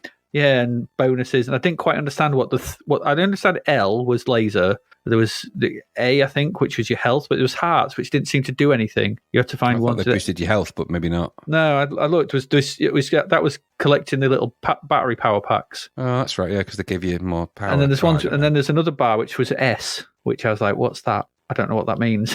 What's S? Shield. Could be shield, yeah, but I never saw it go down or anything. I don't know. No. So I think, like you said, it needed a bit more explanation of its systems for you to fully understand what you were supposed to be doing and what did what. And I think otherwise it's a bit trial and error a little bit. But £2, it's not my type of game. I'm not a massive Mapper Delight, but it's a very competent one of those. Very good, very fast, very nippy. We haven't seen this, like I said, for a while. And for something like this to come along at £2, you'd be happy with this. You'd be banging your way through this because it's fun to play. It's fun in the hand, should we say? And I think that's a good way to end that. But yeah, I didn't mind it. Scumball. Don't know what the title means though. Means nothing. Stupid. No. But there you go.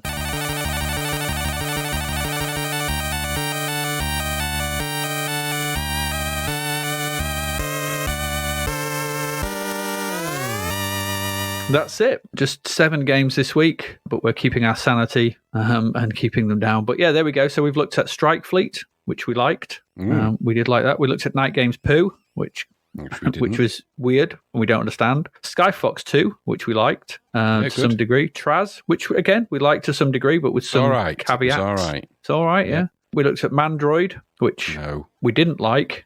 No. We looked at Heli Drop, which No. it's just strange. Somebody's been exploited and not in a good way. Yeah, and Not finally, there is a good way. Not there is a good way, no. And finally, we looked at Scumball. Do you realise, Graham, that's more than a 50% hit rate in this episode? Wow, we're doing Four better. games we like out of 7. Strike Fleet, Skyfox II, Traz, and Scumball. The only 3 we didn't like. Interesting, yeah, that's true. We'll be getting a reputation that we're going soft in our old age. People are going to think we're just likers now. It's better than being lickers. It's nice to be liked. It's better to be licked. It's remember? better to be licked, yeah.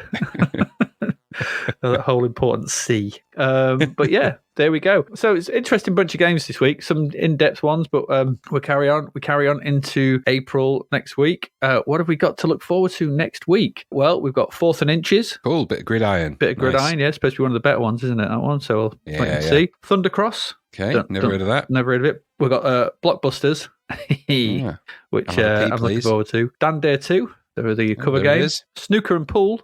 You like snooker? Snooker and I pool. like pool. Task 3. Ooh, amazing music in Task 3. Oh, is there? Who's that by? I don't know, but it's amazing music. I can tell you that. Okay. It really is. Okay, and finally, Sokoban, which I have no idea about. Ooh, Sokoban. Sokoban. I don't know. Don't know Could be anything. Yeah, could be. What it means. Could be anything. Could be anything. That's coming up next week as we get into the middle set of games for April. Before we go, just like to say, as always, if you wish to support the podcast, you can do that by going over to patreon.com/Zapped to the Past. And for £1, you can throw us £1 each month, and that is greatly appreciated.